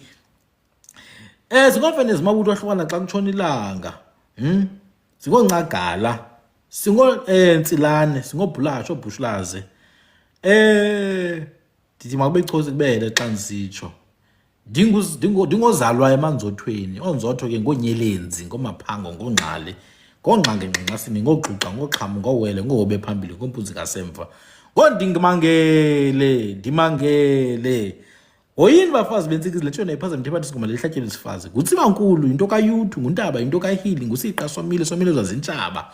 kuthiwa ngumgqwetho, kuthiwa ngugwadela, kuthiwa ngunabela emntwini, kuthiwa nguwebebe. Oh, ndingumzukulwana lo ke emantlanyeni kontlanga konqabana koziqelekazi kongqungqushe kohlamba wabenda amanzi ekhona. Ndingumzukulwana emampehleni kocabashe konkomo zibomvu kolubisi kodikana. Kuthiwa ziinkomo zikambiko zezikamncamu zezikamlawu. Thank you guys. Yeah, go back to those boring TikTok videos of dancing children. I know they're boring, those things. That's why I host the live stream, just to give some oomph, you know. Thank you guys.